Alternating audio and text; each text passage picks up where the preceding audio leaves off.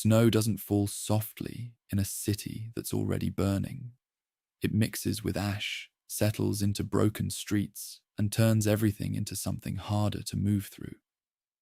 By late 1942, Stalingrad had already been struck by thousands of tons of bombs, buildings fractured into skeletal frames, entire districts reduced to rubble that didn't clear. It accumulated. What remained wasn't a city in the usual sense. It was a compressed battlefield where movement stalled almost as soon as it began. The advance toward it came from the south during Operation Barbarossa's extended phase, with German forces pushing toward the Volga River. By August 1942, the German Sixth Army had reached the outskirts, bringing roughly 270,000 men into the fight, supported by hundreds of tanks and thousands of artillery pieces. The objective looked simple on a map: cut the Volga, secure the city, stabilize the front. But maps don't account for what happens when structures collapse and remain in place. Inside one of those advancing units, the war narrowed quickly. A tank, often a Panzer IV, could move through open ground, but once it entered the city, space tightened. Streets blocked by debris, sight lines reduced to short distances. The engine's vibration continued, but forward movement slowed to a crawl. A position ahead might be held by a handful of defenders, but clearing it required time, coordination, and exposure. I remember reading a Soviet account describing how distance inside the city stopped being measured in meters and started being measured in rooms. That stayed with me because it explains how the scale collapsed.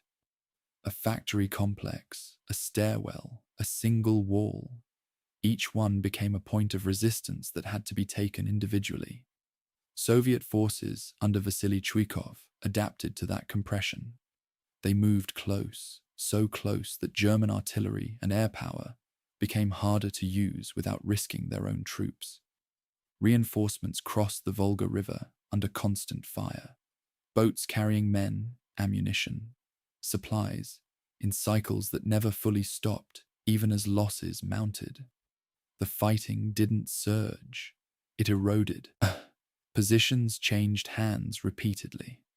A building captured in the morning might be contested again by night. Casualty rates climbed, some units losing over 50% of their strength within days.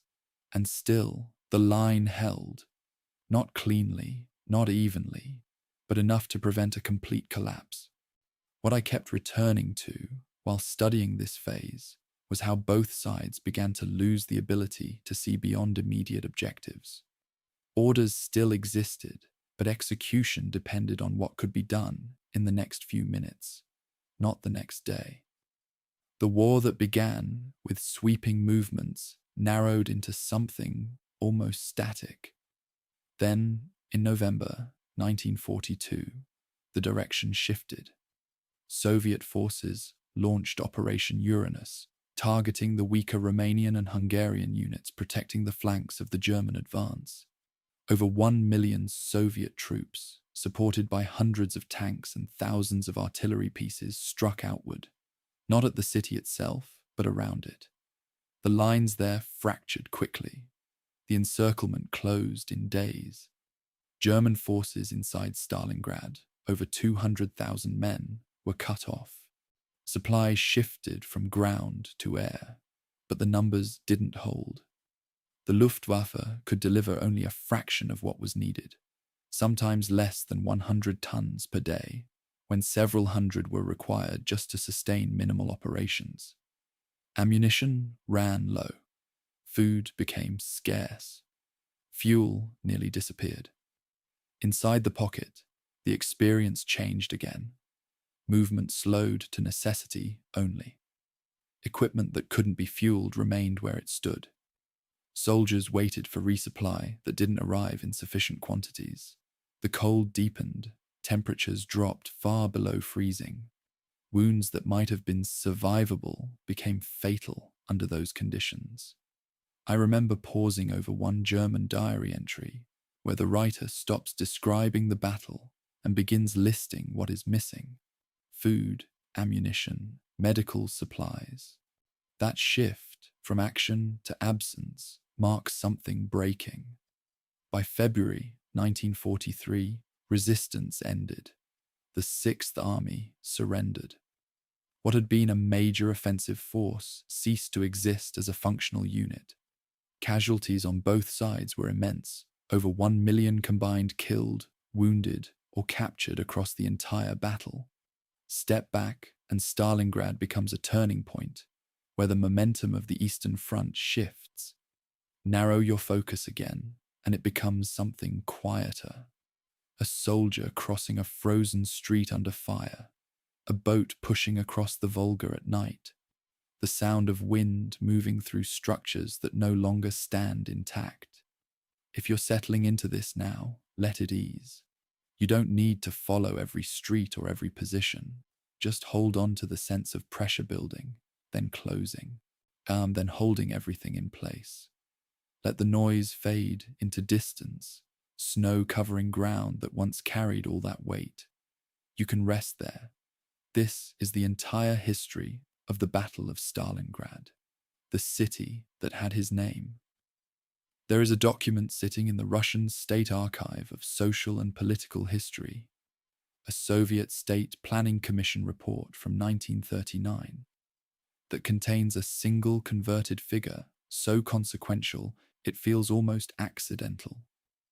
The Stalingrad tractor factory, it states, produces 144 tractors per day. Then, almost as a footnote, a wartime conversion estimate. Retooled for conflict, those same production lines could yield approximately 35 T-34 tanks per day. 35 tanks per day from one factory. In one city on a bend in a river that most people in Berlin, in 1942, could not have found on a map without help. That number, that single converted figure, is the sentence that explains everything. It explains why the city existed in its particular form, why it was arranged the way it was, why its factories ran along the western bank of the Volga in a long industrial ribbon rather than clustering in a compact central zone. And it explains, in the most practical and unromantic terms possible, why it had to be held. The city's name was not always Stalingrad. Before 1925, it was Tsaritsyn, a modest river trading post with a history stretching back to the 16th century, sitting at the point where the Volga bends closest to the Don, where the steppe opens flat and treeless in every direction. It was not a particularly important city. It had no cathedral that defined a skyline, no great university, no particular cultural distinction that set it apart from a dozen other provincial Russian towns. What it had was position. Sitting on that Volga bend, it controlled river traffic moving between the Caspian and central Russia, and in the industrial reorganization of the 1920s and 30s, position became destiny. Stalin's planners looked at the map, looked at the river, and decided to build something enormous there. The Stalingrad tractor factory, the STZ, opened in 1930 and became, almost immediately, one of the largest facilities of its kind in the world. The Barakadi gun factory followed. Then the Red October steel works. By 1940, Stalingrad was not a provincial backwater. It was an industrial engine, and the engine was running at full capacity, and everything it produced went somewhere into the body of the Soviet war machine. Stalin had a personal connection to the city that went deeper than industrial planning. In 1918, during the Russian Civil War, he had been sent to Tsaritsyn as a political commissar.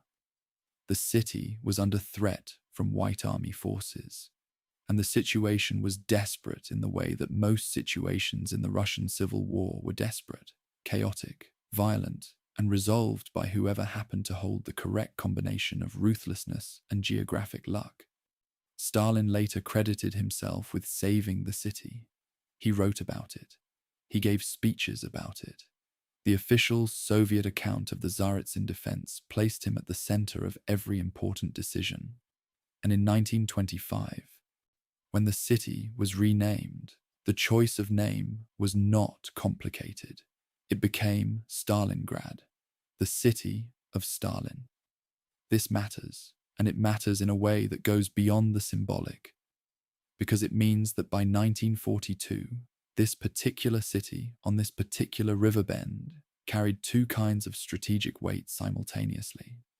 It was industrially vital and it was personally totemic.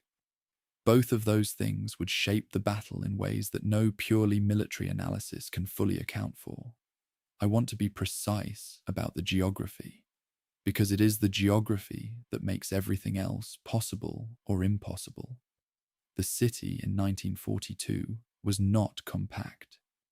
It stretched roughly 65 kilometers along the western bank of the Volga, a long, thin ribbon of settlement and industry pressed against the river.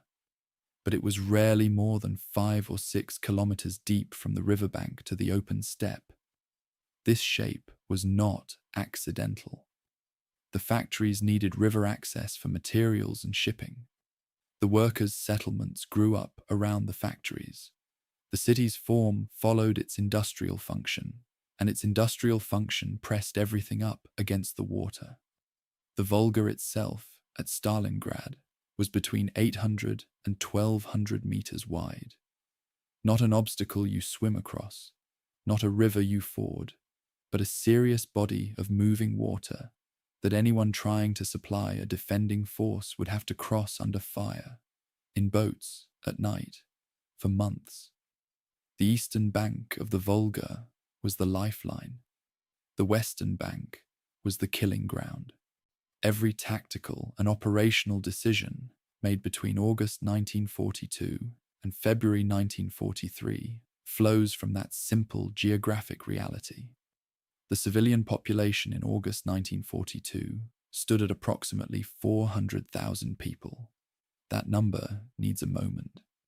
There was no secret that the German army was approaching. Army Group B had been advancing across the steppe for weeks. The smoke from the advance was visible, and yet the city had not been evacuated. The decision not to evacuate, or more precisely, the decision to delay the evacuation past any point of practical safety, was Stalin's. The historical record on this is not entirely clean. There were evacuation orders, partial and late, and some civilians did leave, but the majority remained.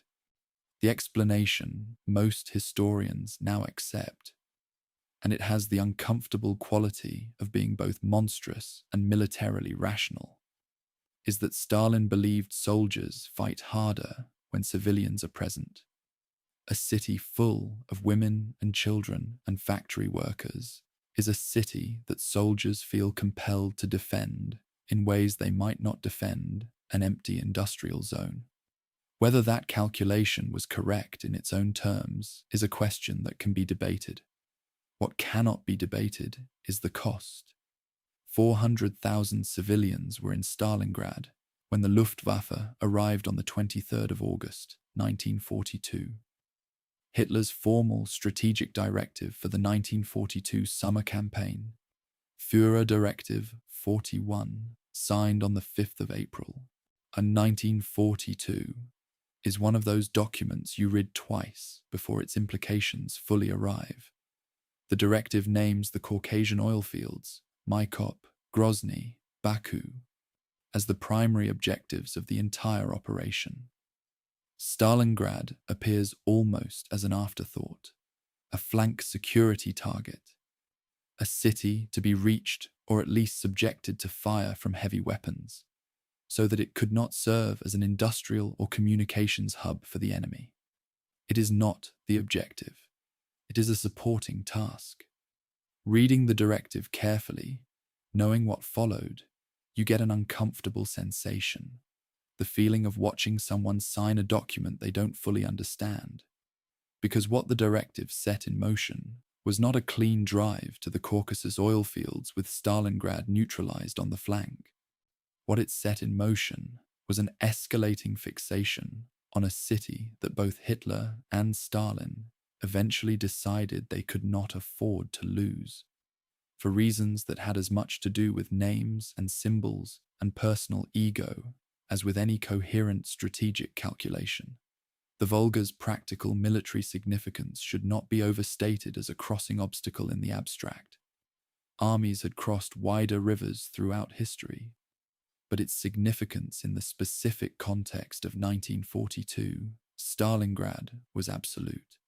A defending force holding the western bank with the river immediately behind it had no room to maneuver, no depth to trade for time, no option of elastic defense in which ground is given temporarily and recovered later. The river was the back wall of the room. You held the room or you drowned. Soviet military planners understood this perfectly well. It is why, when the time came to decide whether Stalingrad would be defended or abandoned, the Volga's presence was itself an argument for defense. If you were going to hold anywhere, you might as well hold here, because at least the water behind you simplified the decision. There was no ambiguity about retreat. There was nowhere to retreat to. Something that rarely gets sufficient attention in popular accounts is the communications infrastructure that tied Stalingrad to Moscow. The city had a dedicated direct line telephone cable to the capital, one of only 4 Soviet cities with this connection in 1942. Stalin could call the defense commissar directly, bypassing the normal military command chains that filtered and delayed information in every other sector. He used this line frequently. The existence of that cable meant that Stalingrad was never, even at the height of the fighting, a battle being managed by distant commanders working from incomplete information. Stalin knew, in something close to real time, what was happening on the western bank. He could intervene, redirect, replace commanders, and alter the terms of the defense with a directness that simply was not possible elsewhere. Whether this direct access made the defense more effective or simply more micromanaged is a question the military historians continue to argue about. Both things were probably true simultaneously. What strikes me, looking at this chapter of the story in its totality, is how thoroughly everything that followed was prefigured by decisions made before a single German soldier saw the city. The shape of the city, long and thin, pressed against the river, determined how the battle would be fought. The decision to keep 400,000 civilians inside it determined its human cost. The directive that made Stalingrad a flank target rather than a primary objective determined how the German command would misunderstand their own situation. And the city's name, carrying the personal vanity of the man who ran the country defending it, made surrender unthinkable in a way that purely strategic calculation could not have achieved. By the time German shells first fell on Stalingrad, the essential conditions of everything that would happen over the next 6 months had already been established. What remained was simply for the two sides to discover at enormous cost what those conditions meant. The Stalingrad tractor factory continued producing tanks until German soldiers were fighting in its immediate vicinity. It continued producing during the bombardment of August 23rd, 1942. Workers who reported for shifts that morning found their factory still standing while the city around it burned. They worked their shifts. The production figures for August 1942 show no gap, no day when the factory stopped. This is not a detail I include for sentiment. It is a piece of operational data that tells you something specific about the Soviet industrial system and the specific human beings who ran it. The factory was the reason the city mattered. And the factory kept running until the battle arrived at its gates. When it did, the workers picked up rifles. The summer of falling armies. The German deception operation that preceded the catastrophe at Stalingrad has a name, Operation Kreml, and a specific mechanism that, once you understand it, makes the subsequent Soviet intelligence failure seem less like stupidity and more like a trap that was very professionally set. In May of 1942, a German liaison officer was killed near Kharkov. On his body, Soviet intelligence recovered what appeared to be a genuine operational document, an order of battle for a summer offensive against Moscow, complete with unit designations, assembly points, and named commanders.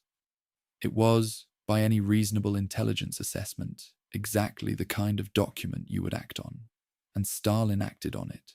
He concentrated his mobile reserves north of Moscow through June and July. She, even as Army Group South, was tearing through the southern front at a rate that no defensive preparation had anticipated. The document, of course, was fabricated. Whether the officer carrying it was genuinely killed in an accidental crash or was sacrificed as part of the deception is a question that the archives have not resolved. The debate is unresolved in the historiography, but the effect of the deception was total and devastating. To understand the summer of 1942 on the Eastern Front, you have to first understand what had happened to the Soviet army in the spring. The Kharkov disaster of May 1942. 3 Soviet armies, the 6th, the 57th, and the 9th, encircled and destroyed in less than 3 weeks, is not as well known as it should be. More than 240,000 Soviet prisoners were taken between the 12th and 28th of May. 3 armies, gone, in under 3 weeks. This single catastrophe stripped the southern front of the mobile reserves that might otherwise have provided some buffer against what was coming in the summer. The men who should have been standing between Army Group South and Stalingrad were in German prisoner camps by the time Case Blue began. Their absence was structural. You cannot understand why the Soviet line collapsed so completely in July without accounting for what happened at Kharkov in May. Case Blue, Fall Blau, launched on the 28th of June, 1942, and the speed of the initial German advance was genuinely extraordinary. In some sectors, Army Group South covered 50 kilometers in a single day. Soviet units dissolved, not always because they were destroyed, but because the speed of the German advance repeatedly threatened to cut off formations that attempted to stand and fight. German General Halder's war diary from this period contains a telling anxiety. He was concerned that the Soviets were escaping the envelopments rather than being trapped in them. This was the opposite of the problem he had expected to have. He had expected to destroy Soviet armies in encirclements, as the Wehrmacht had done repeatedly in 1941. Instead, the Soviet formations were retreating. Disorganized, yes. Damaged, yes.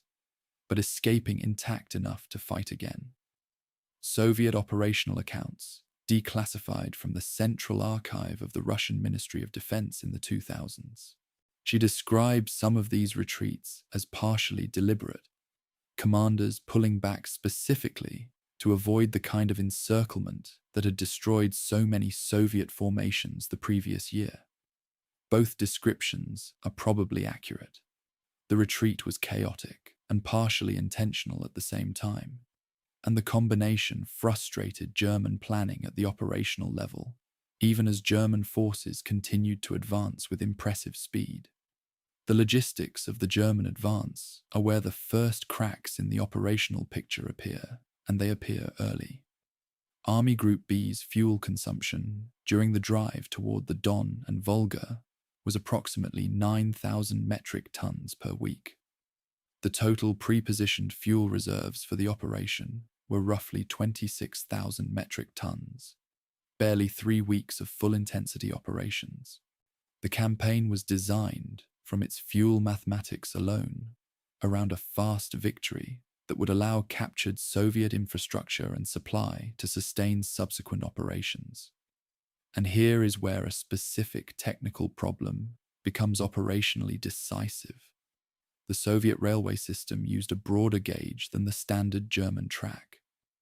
Every rail line the Wehrmacht captured required conversion before German rolling stock could operate on it. In the summer of 1942, the conversion teams fell 300 to 400 kilometers behind the front, meaning supply had to be carried by truck over steppe roads that turned to mud in rain and blinding dust in the relentless summer heat. Every tank that stopped on the steppe in August 1942 with empty fuel tanks can be traced, at least partially, to this gauge problem. It is not heroic, it is not dramatic, but it is real, and it mattered enormously. The Sixth Army crossed the Don at Kalash in late July of 1942. General Friedrich Paulus had approximately 250,000 men, 500 tanks, and a logistics chain that was already strained beyond its design limits. He was approaching a city on a river that his directive told him to neutralize as a flank security measure. He was not, at this point, aware that he was approaching the location of his professional destruction and the death of most of the men under his command. Nobody was. That's important to say plainly. The summer of 1942 looked, from the German perspective, like a difficult but manageable operational problem. The Soviet front was buckling. The distances were enormous, but the progress was real. Hitler, who had dismissed Halder's concerns about overextension on multiple occasions, believed the Soviet Union was close to breaking. His generals had doubts they were not yet willing to express in terms their commander would accept. On the 28th of July, 1942, Stalin signed Order Number 227, its common name in Soviet military culture, not one step back, is accurate to its content but inadequate to its full operational significance. The order did 3 things that mattered. First, it formally prohibited unauthorized retreat under any circumstances. Any officer who ordered a retreat without explicit authorization from above could be executed on the spot without court-martial. Second, it created Strafbat, penal battalions composed of convicted or disgraced soldiers who would be assigned to the most dangerous attack tasks, effectively sent into minefields and fortified positions to redeem their guilt with their lives. Third, it formalized and massively expanded the Zagraditelny Otrяды, blocking detachments of NKVD troops stationed behind the front lines with explicit orders to prevent retreat by any means necessary. Approximately 13,500 Soviet soldiers were executed under Order 227's provisions during the Stalingrad campaign. The order's full text was classified in the Soviet Union until 1988. For 46 years, the mechanism that held the Soviet line at Stalingrad was kept out of public discussion. The myth of voluntary heroism was politically necessary. The truth of coercion behind it was not. Me, sitting here with Order Number 227 in its translated form, I find myself reading it more carefully each time. It is not the brutality of the document that is surprising. Brutality in wartime is not surprising. What is surprising is its clarity.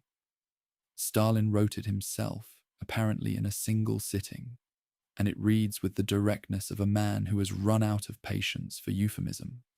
He states, without qualification, that the Soviet army has been retreating too readily, that soldiers and commanders have been abandoning positions without genuine necessity, and that this must stop. He names specific failures. He is not managing the image of the Soviet military. He is diagnosing it. The diagnosis is brutal. The treatment is brutal.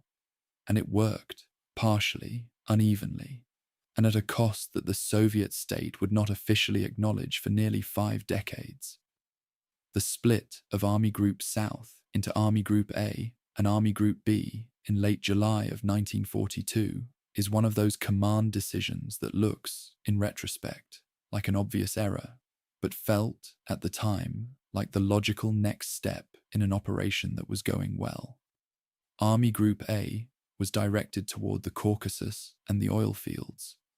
Army Group B, containing Paulus's 6th Army, was directed toward the Don-Volga axis and Stalingrad. The problem was that the two objectives were diverging. The further Army Group A drove south into the Caucasus, the further it moved from Army Group B's flank. The further Army Group B drove towards Stalingrad, the longer the gap between the two groups became. The flanks of Army Group B, which were supposed to be protected by Allied Romanian, Italian and Hungarian formations, were stretching across hundreds of kilometers of steppe with inadequate anti-tank weapons and thinner defensive depth than any German commander would have accepted for their own forces. Nobody in the German High Command said this loudly enough, at least not loudly enough to change anything.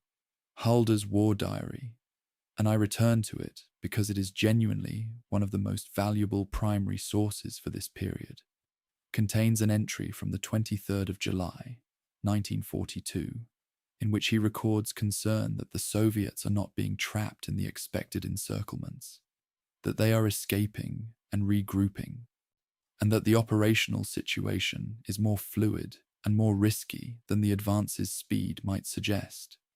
He writes it in a diary, not in a report to Hitler. The gap between what senior German officers knew and what they said to Hitler is one of the defining chasms of the entire German war effort.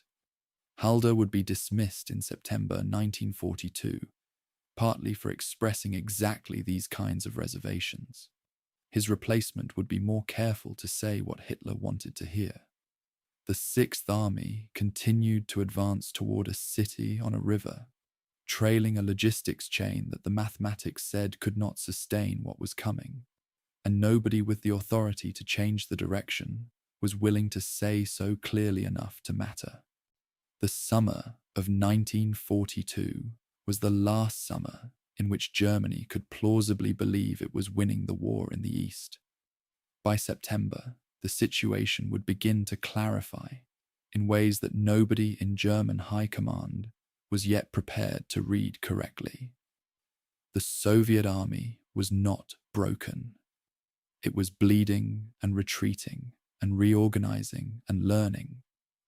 And behind the retreating front lines, in factories east of the Urals, in cities that German aircraft could not reach, production was continuing and accelerating. The 35 T-34s a day from the Stalingrad tractor factory was only one piece of an industrial mobilization so vast that its full implications had not yet registered in German planning. The summer was about to end. The city was getting closer. And the logistics said, for anyone willing to do the arithmetic honestly, that the 6th Army was already stretched beyond what its supply chain could sustain. What the bombers did. The Luftwaffe's operations log for the 23rd of August, 1942, records the following entry at 16:18 hours. 600 sorties completed. Primary targets including oil storage facilities, Volga ferry crossings, and residential districts in the northern sector. Fires visible from 60 kilometers. City assessed 70% destroyed. 600 sorties in a single afternoon. The entry has the tone of a routine report. It is written with the bureaucratic calm of an organization recording a completed task. Reading it now, knowing what came next, knowing that the fires it catalogued would burn for days, that the ruins it created would become the terrain on which one of the most costly battles in human history would be fought. The routine calm of the language is almost physically uncomfortable. They flew 600 sorties. They wrote it down. They filed the report. General Wolfram von Richthofen, commanding Luftflotte 4, was the nephew of Manfred von Richthofen, the Red Baron of the First World War. He was a capable air commander who had demonstrated genuine operational skill in previous campaigns. On the 23rd of August, 1942, he dispatched his available aircraft in massed waves beginning at approximately 1600 hours.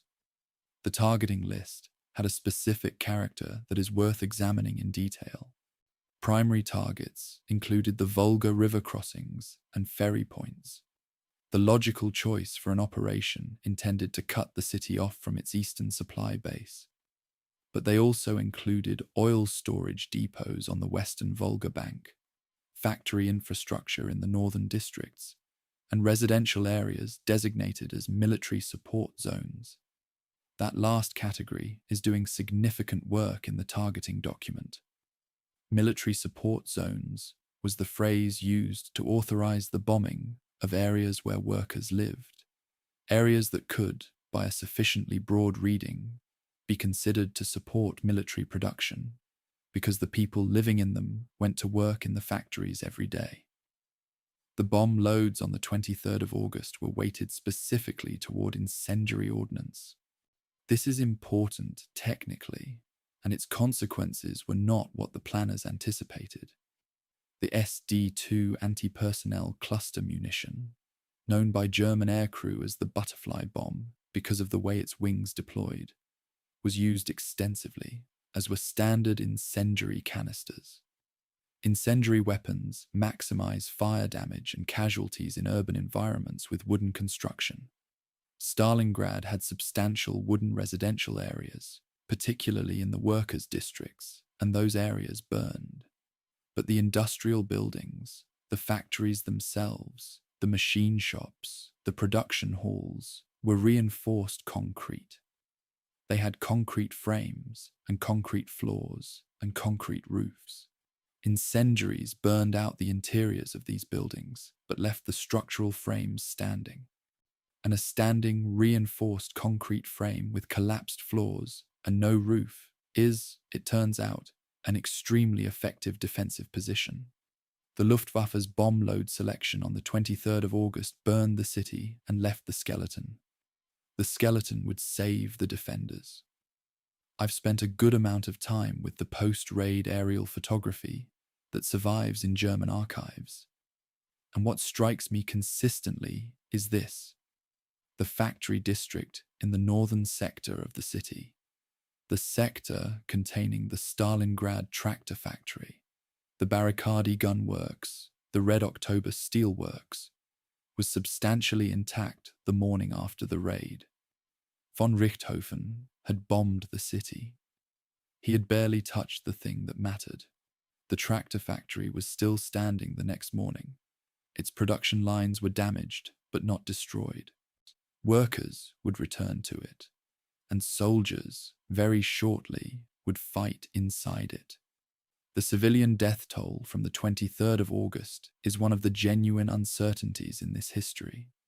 Soviet wartime propaganda, seeking to mobilize public anger, reported figures as high as 40,000 killed in a single afternoon.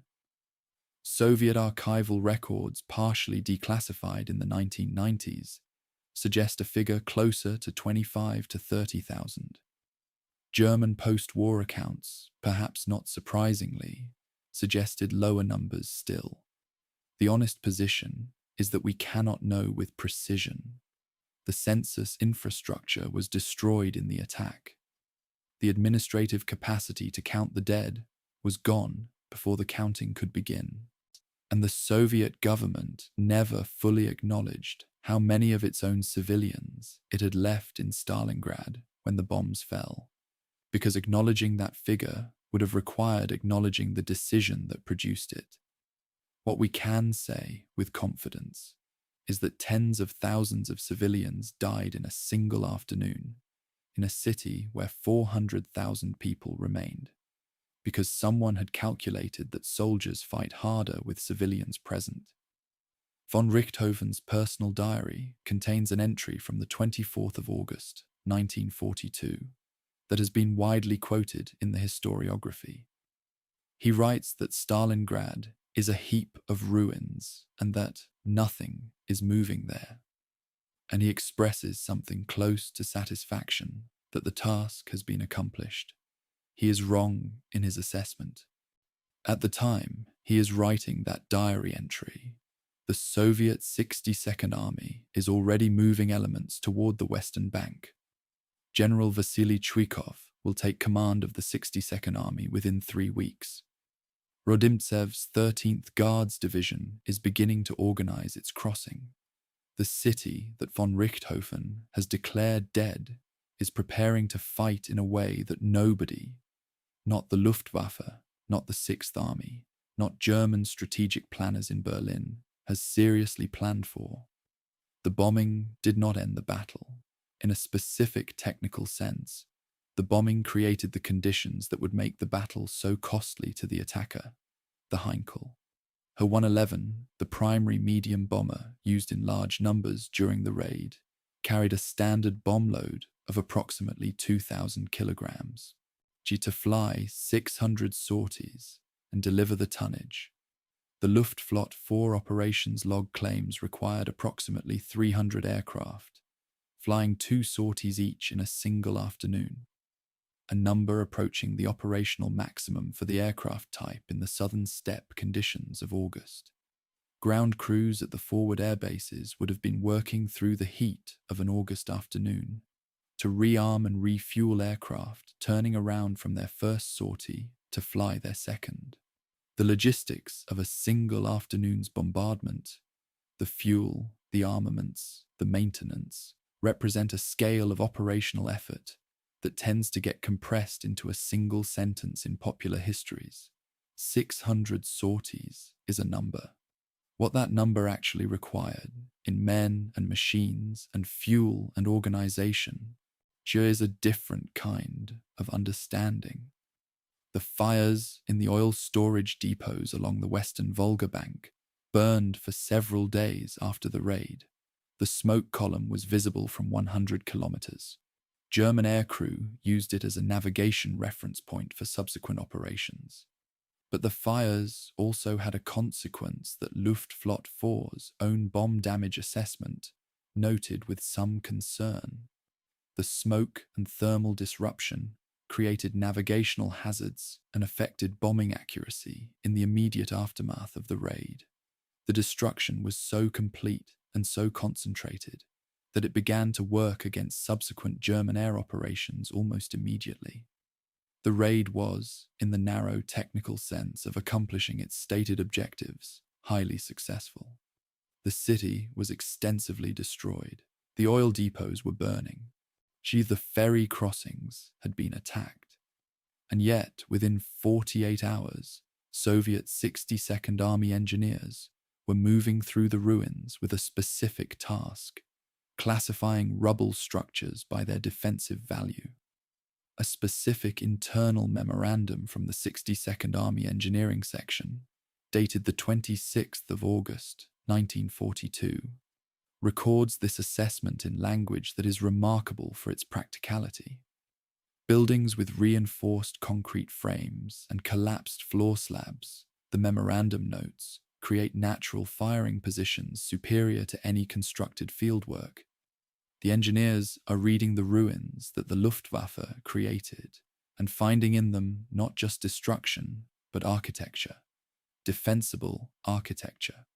Architecture that a well-organized infantry force can inhabit and hold against a larger attacking force with better equipment.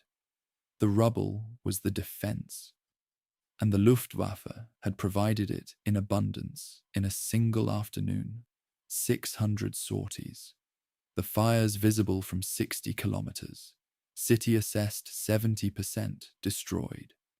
The total bomb tonnage dropped on Stalingrad on the 23rd of August, 1942, was approximately 1,000 metric tons.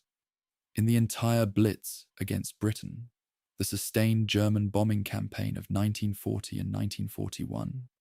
The Luftwaffe dropped approximately 3,000 metric tons against London in its single heaviest month. One afternoon at Stalingrad, 1 month over London. The comparison is not made to diminish the suffering of one population against another. It is made because it tells you something specific about the concentration of the effort. The decision to compress that level of destructive power into a single city in a single afternoon, on a target that was, according to the same directive that set the operation in motion, supposed to be a flank security measure rather than the main objective. The scale of the bombing reflects a decision somewhere in the German command structure that Stalingrad needed to be comprehensively destroyed. What nobody in that command structure had adequately considered was what happened if the city needed to be taken after it had been comprehensively destroyed. Crossing under fire. Wilhelm Hoffmann was a German soldier in the 267th Infantry Regiment, and he kept a diary. He kept it from the 29th of July, 1942, until the 26th of December of the same year. A period of roughly 5 months that covers his approach to Stalingrad, his entry into the city, and his experience of everything that followed. The diary was recovered by Soviet forces and subsequently published, in edited form, in Soviet propaganda materials. The full text, or something closer to it, exists in the Gilded Lehrman Institute's academic collection. I have read both versions. The differences between them are instructive. But before we get to the differences, there is the diary itself. The voice of a man who arrived at the outskirts of a burning city in late August 1942 and wrote with what sounds like genuine confidence that the war would soon be over. He was standing 50 kilometers from Stalingrad. He believed what he wrote. The early entries in Hoffmann's diary have a quality that is hard to read without a complicated feeling. He writes about Russian prisoners. He writes about the heat of the steppe. He notes, with something like professional admiration, that Soviet soldiers fight well, before concluding that German superiority is overwhelming. These are not the observations of a stupid man. They are the observations of someone who has accurate local information and completely wrong strategic context. He sees, correctly, that the Soviet soldiers he encounters fight with determination. He concludes, incorrectly, that German operational superiority will overcome this determination in a matter of weeks. By September, the diary's tone begins to shift. By late September, it has changed entirely. The September 11th entry, our battalion is now 30 men. I don't know what happened to the others. Sits 2 entries after one in which he describes receiving a letter from his wife about their garden and their children. The contrast is not manufactured for effect. It is in the document. The Soviet published version of Hoffmann's diary, which circulated as propaganda material in 1943, omitted certain entries. The academic version, when compared carefully against what the Soviet editors published, reveals specific absences. The most significant are passages in which Hoffmann expresses something approaching sympathy for Soviet civilian suffering. Observations that complicated the narrative the Soviet propaganda department wanted to construct. A German soldier expressing sympathy for the civilians his army's bombing had destroyed was not a useful figure for Soviet morale-building purposes. The editors removed those entries. The German soldier, as pure aggressor, required a particular kind of document, and they made the document fit the requirement by removing what didn't fit. This is not a minor historiographical footnote. It is a reminder that every primary source comes through someone's editorial decisions, even when those decisions are disguised as archival fidelity.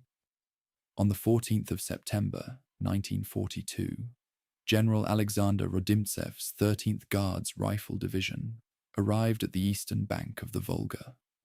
They had approximately 10,000 men. They were ordered to cross under direct German artillery fire. The Volga at Stalingrad was between 800 and 1,200 meters wide. The crossing would take most of 2 nights. The vessels available were a combination of military pontoon boats capable of carrying approximately 40 men each, converted civilian ferries that were slower and far more visible to German observers, and improvised rafts for heavier equipment. The crossing time, roughly 15 to 20 minutes under fire, was the single most lethal phase of the entire Soviet supply operation. German artillery observers on the western bank, with clear lines of sight to the river, could call fire on a crossing vessel within approximately 2 minutes of identifying it. Approximately 500 men from Rodimtsev's division were killed or drowned during the crossing itself before they reached the western bank, before they fought a single German soldier. What Rodimtsev was told about the tactical situation before he crossed does not fully match what he found when he arrived. The briefing his division received described a city where the Red Army still held most of the center. The reality, which Soviet command either did not know with precision or chose not to communicate, was that the city center had largely fallen. The rail station, a key landmark in the central city, had changed hands 4 times in the previous 24 hours. Mamayev Kurgan, the hill that dominated the entire city and the river crossings, was under German control. Rodimtsev's men were crossing into a situation significantly worse than the one they had been told to expect. Whether this was deliberate deception or the honest result of communication chaos in a rapidly deteriorating tactical situation is a question the archives don't fully answer. What the 13th Guard's own records confirm is that the division lost approximately 30% of its strength in the first 48 hours after crossing, a casualty rate that would have been even harder to sustain if the men had known in advance exactly what they were crossing into. Vasily Chuikov had received command of the 62nd Army on the 12th of September, 1942. The handover took place in his headquarters bunker on the western bank of the Volga, within German artillery range. Front Commander Yeremenko gave him the assignment with what Chuikov's own memoir describes as an explicit acknowledgement that he might not survive it. Chuikov's response, as he recorded it, was that his army would either defend the city or die there. He later admitted he'd probably refined the phrasing for posterity, but the substance of the commitment was genuine. He was a direct man, physically brave to a degree that sometimes alarmed his own staff, and possessed of a tactical intelligence that would, over the next 5 months, prove considerably more useful than any amount of strategic vision. He understood, almost immediately after taking command, that the conventional playbook for urban defense was inadequate to what Stalingrad required. He began to rewrite it. The rail station in central Stalingrad is worth holding in mind as a specific, documented location where the character of the battle became visible very early.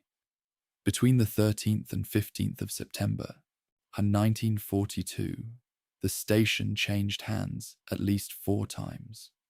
German units would take it, Soviet units would counterattack and retake it. German units would push them out again. The building itself, a large railway terminus with solid stone construction, was structurally suited to defense regardless of which side was holding it at any given moment. The fighting inside it was the kind of fighting that happens when 2 forces are occupying the same building at different ends or on different floors, and neither has the ability to coordinate a decisive attack without exposing itself to the other. This was not how either army had been trained to fight, but this was the fight Stalingrad was producing, and it was producing it on the second day of serious contact in the city centre. Mamayev Kurgan changed hands on the 13th of September, then again on the 16th, when elements of Rodimtsev's 13th Guards recaptured it. From its upper slopes, whoever held it could observe and direct artillery fire onto virtually the entire city and onto the Volga crossings. This made it the most contested piece of ground in all of Stalingrad, a distinction that would be maintained at enormous cost to both sides for the next 4 months. The hill is not large by any normal geographic measure. It rises perhaps 100 meters above the surrounding terrain. But in an urban battle fought in rubble, where visual range was often measured in tens of meters, the height of Mamayev Kurgan was a decisive advantage that neither side could allow the other to hold without challenge. Our control of the hill would shift back and forth throughout the autumn and early winter, and the ground on its slopes was so saturated with metal fragments from the constant fighting that for years after the battle, no vegetation would grow there. The hill remembered. There is a specific resupply calculation that sits behind all of this crossing and fighting and dying, and it is not romantic, but it is essential. Rodimtsev's division carried approximately 4.5 tons of ammunition per battalion when it crossed, enough for roughly 3 days of intense combat. Resupply would have to come by the same ferry route, under the same artillery fire, every 3 days, for as long as the battle lasted. 5 months, every 3 days, under fire, in boats that German observers could range within 2 minutes.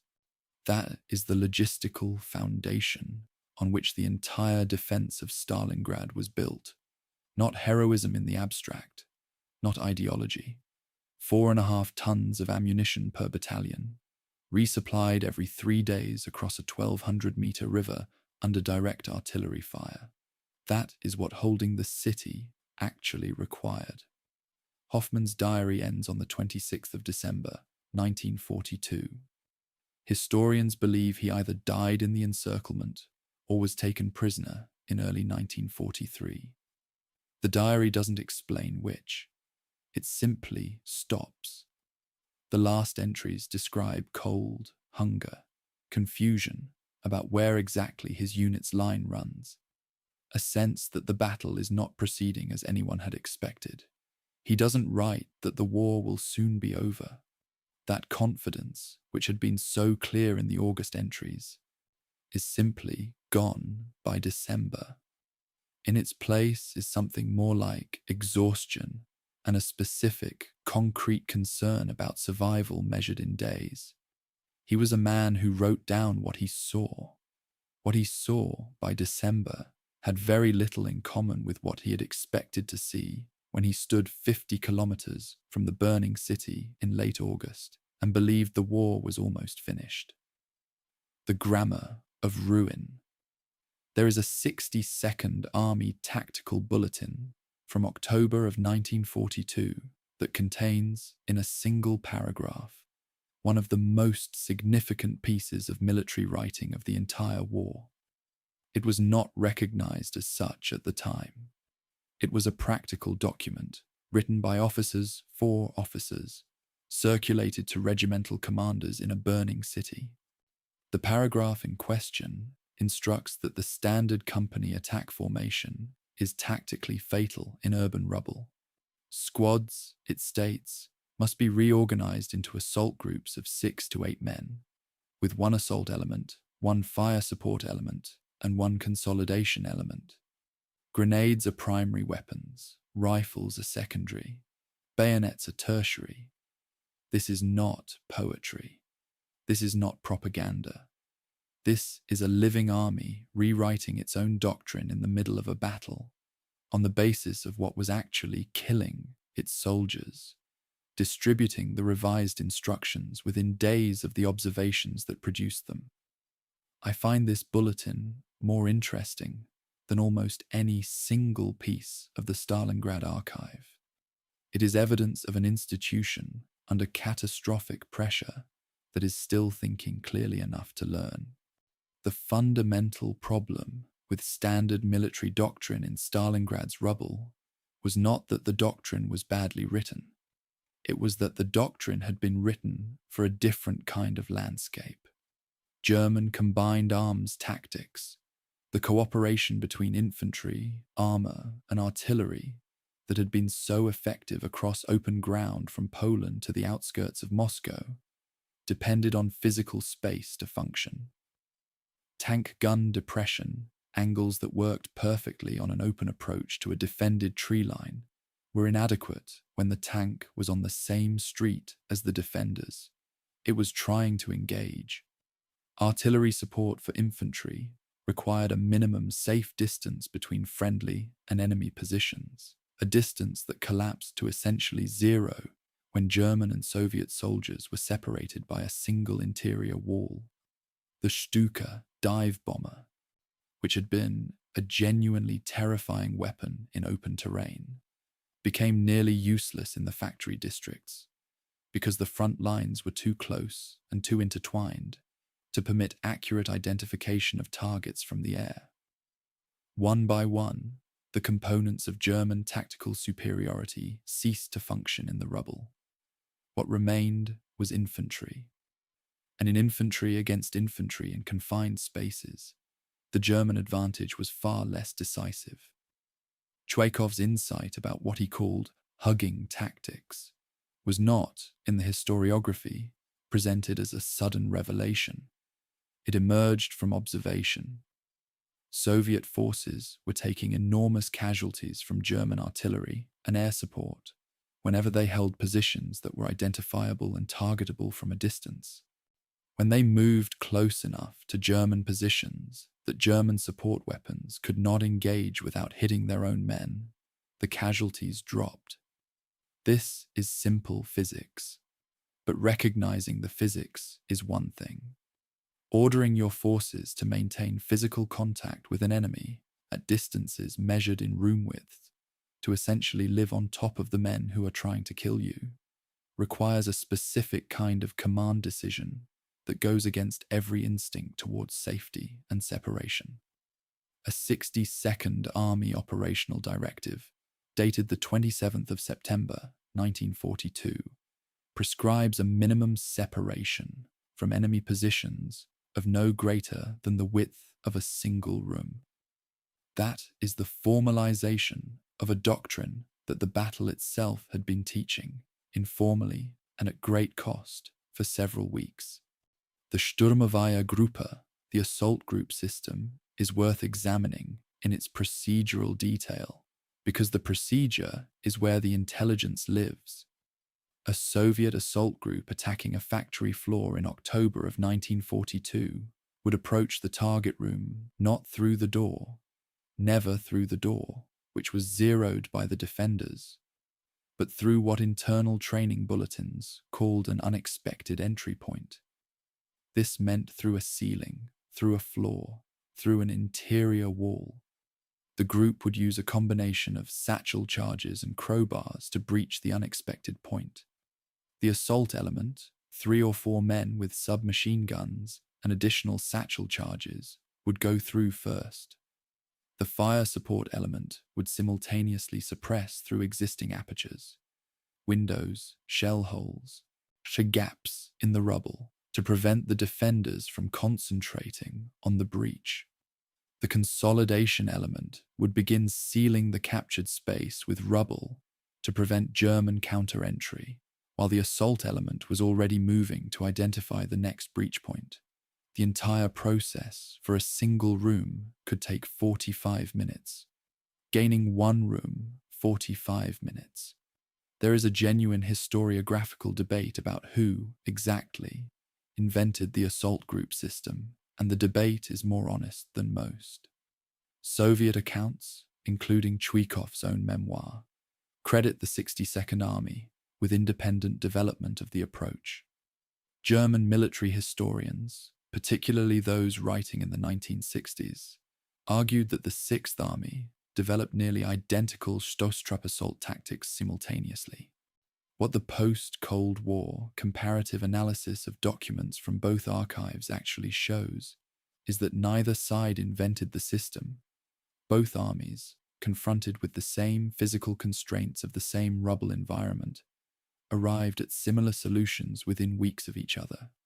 The rubble taught them both. The constraint was identical. The responses converged. This is not, in my reading, a story about military genius on one side or the other. It is a story about the way extreme physical environments force institutional learning on anyone who is paying attention.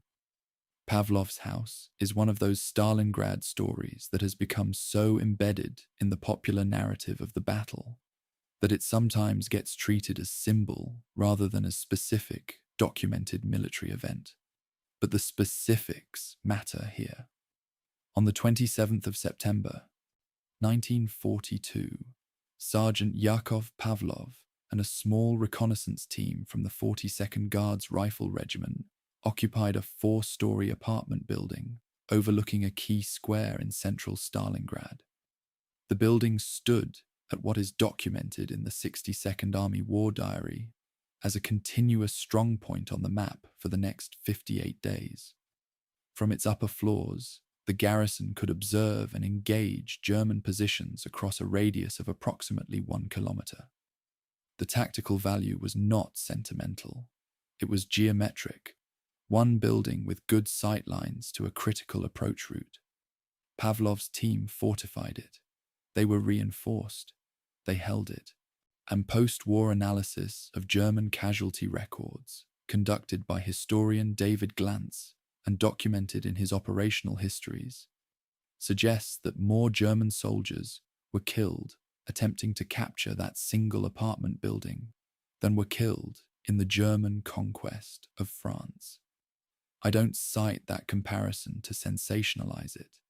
I cite it because it is precise and because it tells you something specific about what the rubble environment had done to the relationship between attacker and defender. The grenade consumption figures for the 62nd Army during the October and November fighting in the factory district should appear in any honest accounting of this campaign. In the most intense periods of the factory fighting, the daily consumption reached approximately 33,000 grenades per day across the district. The standard Soviet supply doctrine for defensive fighting allocated approximately 3 grenades per soldier per day. Actual consumption was running at roughly 11 times the planning figure. The supply system had been designed around assumptions about how battle worked that Stalingrad had comprehensively invalidated. The ferries crossing the Volga at night were carrying grenades in quantities that nobody's pre-war planning had imagined would be necessary.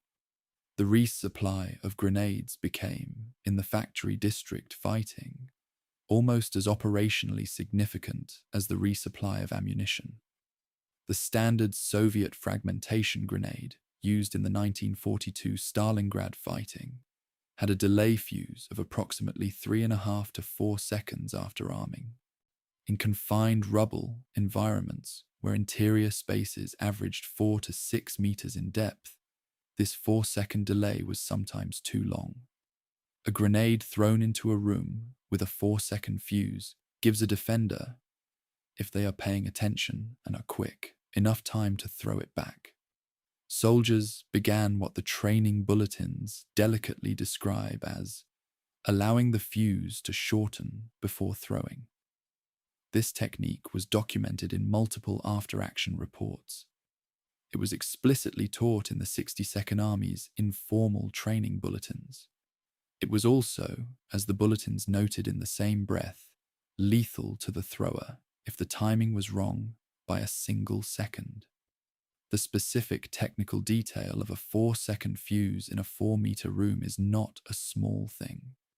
In October of 1942, in the factory district of Stalingrad, it was the difference between a weapon and a problem, the deeper significance of the 62nd Army's tactical innovation, the thing that tends to get lost in the specifics of grenades and assault groups, and unexpected entry points, is institutional.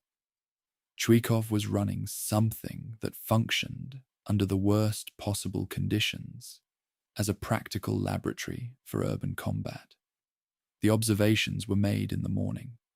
The bulletins were drafted in the afternoon. The revised instructions were circulating within days. This is rapid institutional learning under fire, at a speed that most peacetime military organizations could not match in ideal training conditions. The procedures that the 62nd Army developed in October and November of 1942, entering buildings through floors and ceilings rather than doors, maintaining enemy contact at distances that neutralize supporting fires, organizing assault groups around breach and consolidate sequences rather than frontal assault. These procedures would eventually become standard features of urban warfare doctrine across multiple armies. The modern U.S. Army Urban Operations Training Manual traces several core principles directly to what happened in the factory districts of Stalingrad. The rubble taught them. They wrote it down. And the writing outlasted the rubble. A letter that did not arrive. In January of 1943, the Luftwaffe's final supply flights out of the Stalingrad pocket carried, among other things, mail. The outgoing mail, letters written by soldiers inside the Kessel, addressed to families across Germany, was loaded onto the same aircraft that brought in a trickle of supplies and carried out certain categories of the wounded. The Wehrmacht's postal division processed these letters in the normal way. The military psychologists attached to the propaganda department did not process them in the normal way. Approximately 2,000 letters from the pocket were intercepted and analyzed before being forwarded. The stated purpose was to assess troop morale. The actual content of the analysis was devastating enough that the report was classified immediately. It remained classified for decades. The letters themselves, some of them edited and compiled, were published in Germany in 1950 under the title Letzte Briefe aus Stalingrad, Last Letters from Stalingrad. The unedited originals, when researchers compared them to the 1950 publication in a 1992 academic study, revealed that approximately 300 letters had been omitted or significantly altered. The men had written things that a West German publisher in 1950, in the middle of post-war reconciliation, had decided the public should not read. The letter that the academic literature designates as number 3 in the collection, the numbering is the archive's, not mine, begins in a way that is entirely recognizable. It opens with reassurances, whether mentioned, reference to letters received, standard opening of a man trying to maintain normality across a vast distance in the worst circumstances imaginable, and then it stops mid-sentence. There is a gap in the original. Then it restarts. No, I cannot write like this anymore. You must know. What follows, the passage the 1950 editors left in, is a precise, calm account of conditions in the pocket as of approximately the 15th of January, 1943. The food situation is described accurately. The cold is described. The knowledge that no relief is coming is stated plainly. The writer asks his wife to keep his books and to give his tools to his brother. The letter is not hysterical. It is not despairing in any theatrical sense. It is the letter of a man who has finished lying and has a specific amount of time left and a specific amount of things he needs to say. The letter designated number 7 in the collection is the one I return to most. It is a numbered list. The writer is evidently a father. He has written a series of things he wants his son to know. Number 1, how to read a river current to determine its depth by observing the surface pattern. Number 2, that his grandfather's name was Friedrich and that he was a carpenter. Number 3, that courage is not the absence of fear, but the decision to act despite it. The list continues to 11 items. Then it stops. Number 12 is blank. The space is there. The document shows the space, and nothing has been written in it. The man sat down to write down everything important he could think of for a son he would not see again.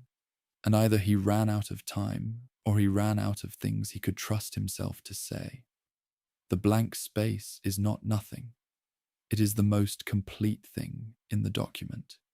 The Wehrmacht psychological assessment of the letters, the classified report that was not meant to be read until decades later, sorted the sampled correspondence into categories.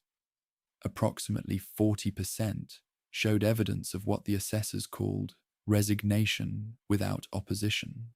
The writer accepts that they will die, but does not express a desire to resist continuing. Approximately 15% showed evidence of active opposition to continued resistance.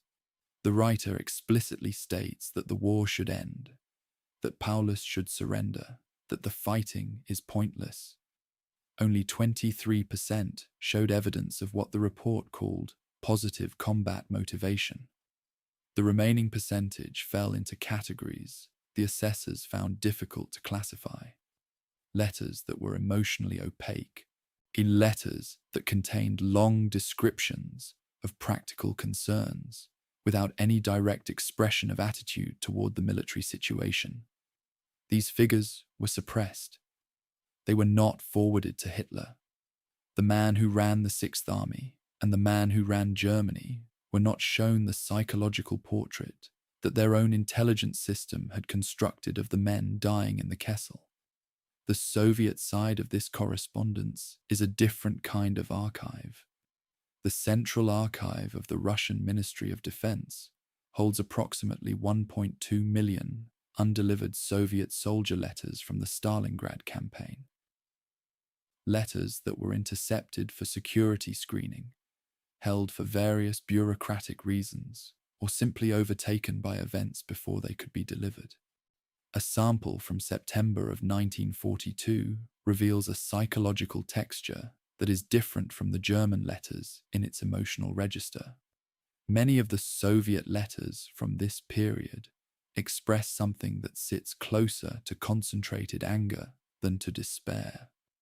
A soldier writing from the 37th Guards Division in October of 1942, I am paraphrasing from published research since the original is in Russian, describes seeing the ruins of the workers' quarter and states that he has, in his own words, no more opinions about this war, only intentions. That sentence, no more opinions, only intentions, is the kind of thing a person writes when they have moved past the stage of reasoning about whether something is justified and into the stage of simply doing it. The Soviet letters and the German letters are, view in this period, documents from two different psychological universes. The 1950 German publication of the Last Letters collection had a specific political context that shaped its editorial choices in ways that the editors never fully disclosed. West Germany, in 1950, was engaged in a specific kind of national project, processing military defeat, integrating millions of veterans back into civil society, and constructing a narrative of the war that distinguished between ordinary soldiers doing their duty and ideological criminals. This framework was useful for social reconstruction. It was, as a historical account, incomplete. The letters that were removed from the 1950 collection, the ones identified in the 1992 comparative study, included passages that complicated this framework, letters that expressed support for the regime, letters that expressed a complicated relationship with ideology rather than simple obedience to duty, letters that were morally ambiguous in ways that didn't fit the narrative the 1950 edition was building. The edited collection told a true story. it was not the whole story. The gap between those two things is where some of the most important historical work on Stalingrad still needs to be done. The morale assessment's finding that the sector with the lowest morale scores in the January 1943 analysis was the southern pocket, the area around Paulus's own headquarters, is a detail that deserves more attention than it usually receives. The men closest to the command center, the men who had the best access to whatever information was filtering through the military communication system, were the most psychologically depleted. This is the inverse of what a functioning military hierarchy usually produces. Command posts are supposed to be sources of clarity and motivation, not centers of resignation. What it suggests is that proximity to headquarters in the Kessel in January of 1943 meant proximity to the clearest knowledge of how bad things actually were. And the clearest knowledge, in this case, was the most demoralizing knowledge. The Luftwaffe's final mail flights out of the pocket carried approximately 1.8 tons of outgoing soldier mail on their last operational sorties. The incoming supplies on the same flights averaged approximately 6 metric tons. The ratio of letters to supplies, human voices to material sustenance, is roughly 1 to 3.3. Someone made a decision about what to prioritize. The mail went out. The food came in. And then the flight stopped, and neither the mail nor the food went anywhere. And the men who had written the letters were on their own, with whatever remained of the rations and the ammunition, and the body heat they could generate in the rubble in January, on the steppe in a cold that routinely reached 30 degrees below zero. Letter number 14, anonymous, January of 1943, recovered from the last mail flights, contains a single sentence that has stayed with me longer than almost anything else in this archive. The writer states that he has moved past fear. What he feels now, he writes, is closer to curiosity. He wonders which morning it will be. This is a sentence written by a man with less than 4 weeks to live.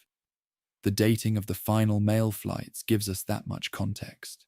He is not writing about ideology. He is not performing patriotism. He is not asking for rescue. He is reporting on his own psychological state, with what sounds like genuine intellectual observation. The curiosity he describes is not a comfortable thing to read, but it is real, and it is specific, and it is the kind of thing that only appears in documents written by actual human beings under conditions that no one would choose. The psychological record of the Kessel, the letters, the morale assessments, the classified reports, is, taken together, one of the most complete archives of what extreme collective human experience looks like from the inside. The men in the pocket were not abstractions. They were individuals with lists of things they wanted their sons to know, with concerns about their wife's garden, with intellectual curiosity about which morning would be the last one. The categories that military and political history uses to describe them, soldiers, enemies, casualties, prisoners, are all accurate in their way. They are also radically insufficient. The letters are more honest about what was actually happening in the Kessel than any operational history has managed to be, not because they contain better strategic information, but because they contain the only kind of information that an operational history structurally cannot accommodate. The experience of knowing what is happening to you and having no ability to change it, and choosing, in that situation, to write it down. The machinery of encirclement. There is a Stavka planning directive for Operation Uranus, dated the 2nd of November, 1942, signed by Zhukov, that contains an instruction so specific it tells you more about the Soviet command culture of that moment than any general summary could. The directive orders absolute radio silence to be maintained by all units in their assembly areas. It states that no written orders are to be issued below army level. Commanders, it instructs, will memorize operational details and destroy written notes. This provision was enforced with arrests. At least 3 Soviet officers were detained during the preparation period for unauthorized written communications about the operation. The directive is not the document of a command structure improvising under pressure. It is the document of an organization that has been planning this for months, that has thought carefully about exactly which vulnerabilities to protect, and that has decided that the greatest single threat to the operation is the operation itself becoming known. Keep it secret, memorize it, destroy the paper. The assembly problem is where the engineering of Uranus becomes genuinely staggering in its practical dimensions. Between roughly September and the 18th of November, 1942, Stavka assembled 3 complete front-level commands: the Southwest Front, the Don Front, and the Stalingrad Front. With a combined strength of approximately 1.1 million men, more than 13,500 artillery pieces, roughly 979 tanks, and approximately 1,350 aircraft. These forces were moved largely at night, under radio silence, to assembly areas that had been prepared using pre-positioned supply depots stocked beginning in September. The night movement requirement alone represents an extraordinary organizational achievement, moving 100,000 men in darkness across steppe terrain, without adequate roads, without radio coordination, without the kind of electronic signature that German signals intelligence would have detected immediately, required a level of march discipline and staff planning that the Soviet army of 1941 simply could not have managed. 2 years of catastrophic defeats had produced, as a byproduct, an army that had learned to do specific, difficult things very well. German aerial reconnaissance did detect unusual activity in the rear areas behind the Soviet lines in October and November. The Luftwaffe's observation reports noted movement, vehicle concentrations, and signs of supply accumulation. These reports were filed and assessed. The assessments consistently underestimated the scale of what was being observed. The German intelligence failure here is not a story of incompetence in the field. The reconnaissance aircraft were doing their job. It is a story of analytical failure at the assessment level, a failure that has a specific name in the intelligence studies literature: mirror imaging. The tendency to assume that the enemy operates by your own standards and capabilities. German staff officers in Army Group B's intelligence section knew, from their own operational experience, how long it took to move and prepare a major offensive force. They mapped that knowledge onto the Soviet army and concluded that what they were observing in the rear areas was too modest, too disorganized to constitute a serious offensive threat. They were measuring Soviet capability against the template of their own procedures. The Soviet army in November of 1942 was not working from that template. The selection of the Romanian 3rd and 4th armies as the attack points for Uranus is one of the clearest examples in the entire battle of intelligence being converted directly into operational planning.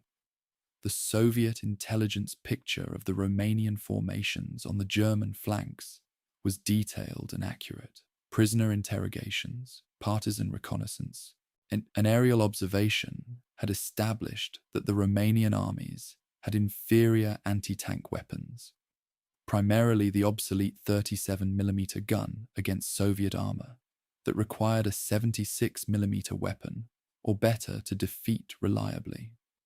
Their artillery had shorter effective ranges than German equivalents. Their defensive positions had less depth.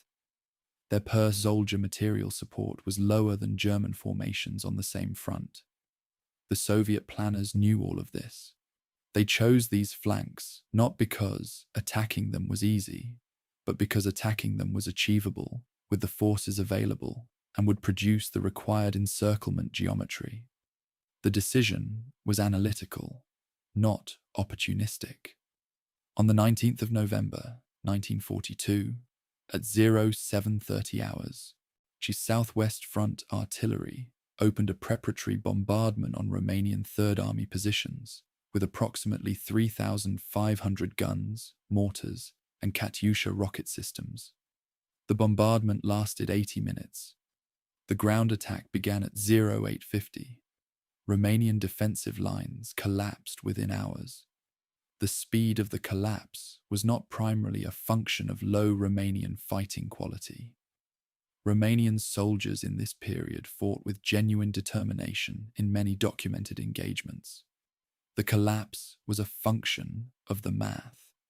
The weight of the Soviet artillery preparation was calibrated to the specific defensive capacity of the formations it was targeting, and the calculation was correct.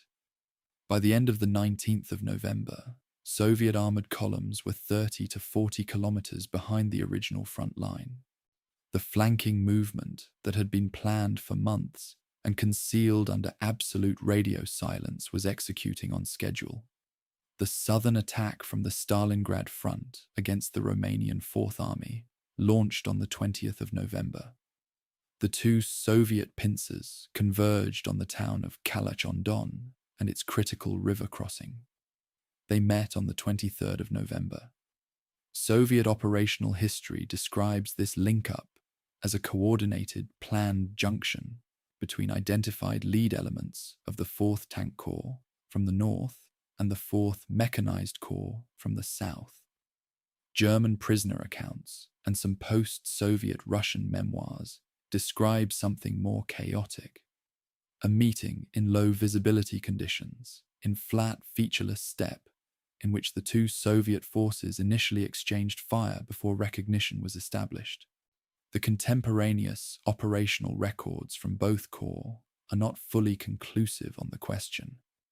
My own reading of the available evidence suggests the truth is somewhere between the two accounts. Planned in its broad strokes, confused in its execution, and successful in its result, regardless of which version more accurately captures the specifics of that particular afternoon in the snow near Kalash. The Kessel, the cauldron, as the German term translates, was established on the 23rd of November, 1942. Inside it, the German Sixth Army as its core, with attached Romanian and Italian formations and various support units. The total encircled force is estimated at approximately 290,000 men. These men required, at minimum, approximately 680 metric tons of supply per day to sustain themselves at combat effectiveness levels. The only route in or out was air. Hermann Göring told Hitler it could be done. The one figure that explains the entire subsequent disaster is this: the Luftwaffe's entire operational transport fleet in the southern sector on the 23rd of November, 1942, could theoretically deliver approximately 350 metric tons per day under ideal conditions, under still air, with fully serviceable aircraft, with no Soviet fighter interception, with functional airfields in the pocket available at all hours. Ideal conditions did not exist. They never existed. The gap between 350 and 680 metric tons was the gap between a promise and an arithmetic reality. And Göring chose the promise. What the Soviet operational planning for Uranus reveals, when you examine its tiered information architecture, is a degree of operational security sophistication that exceeded anything comparable in German or British planning in 1942. The strategic plan was known only to Zhukov, Vasilevsky, and Stalin. Operational plans were distributed to front commanders and their chiefs of staff. Army commanders received their tactical parameters. Brigade and regimental commanders received 48-hour advance notice. Company commanders received orders the night before. Individual soldiers were told their objective on the morning of the attack. This cascade structure meant that even if German intelligence captured a company or battalion commander during the preparation period, which did occasionally happen on active fronts, the captured officer could provide nothing above his own tactical level. The information was compartmentalized by design, and the design worked with a precision that the entire subsequent operation validated. 1.1 million men, 979 tanks, 13,500 artillery pieces. The purpose, when the German assessment noted unusual activity in October, was listed as unclear. The intelligence assessment filed by Army Group B's section on the 12th of November, 1942, 7 days before the attack, noted significant Soviet force concentrations in the Donbend area with purpose unclear. 7 days before 1.1 million soldiers moved. Purpose unclear. I have read a great many intelligence assessments in the course of putting this together, and that particular phrase, purpose unclear, applied to the preparations for the largest Soviet offensive operation to date, represents something worth sitting with for a moment. It is not the product of lazy analysis. It is the product of a systematic failure to update the model. The model said the Soviet army was badly damaged and incapable of major offensive action. The evidence was inconsistent with the model. The model was not revised. The evidence was filed as unclear. The specific map reference points that Stavka selected for the Uranus link-up, the town of Sovetski and the rail junction at Kalash, were chosen not by Zhukov or Vasilevsky in some moment of strategic inspiration, but through a logistical calculation performed by a planning officer working through the operational range of the available mobile formations.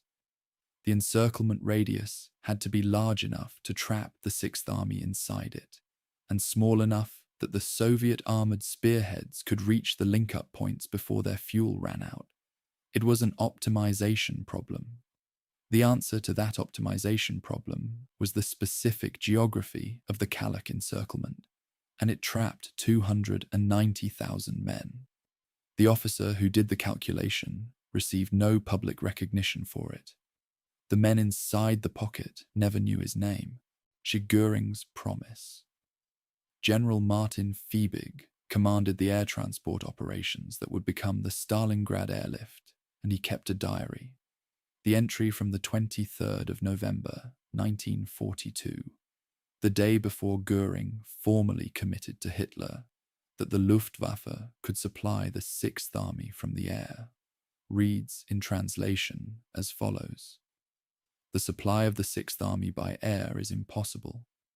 He had done the arithmetic. He knew the fleet he had, knew its theoretical capacity under the best conditions he could imagine, knew those conditions would not exist, and filed his conclusion in the private record that nobody in authority would read for 30 years. The next morning, Göring made his promise.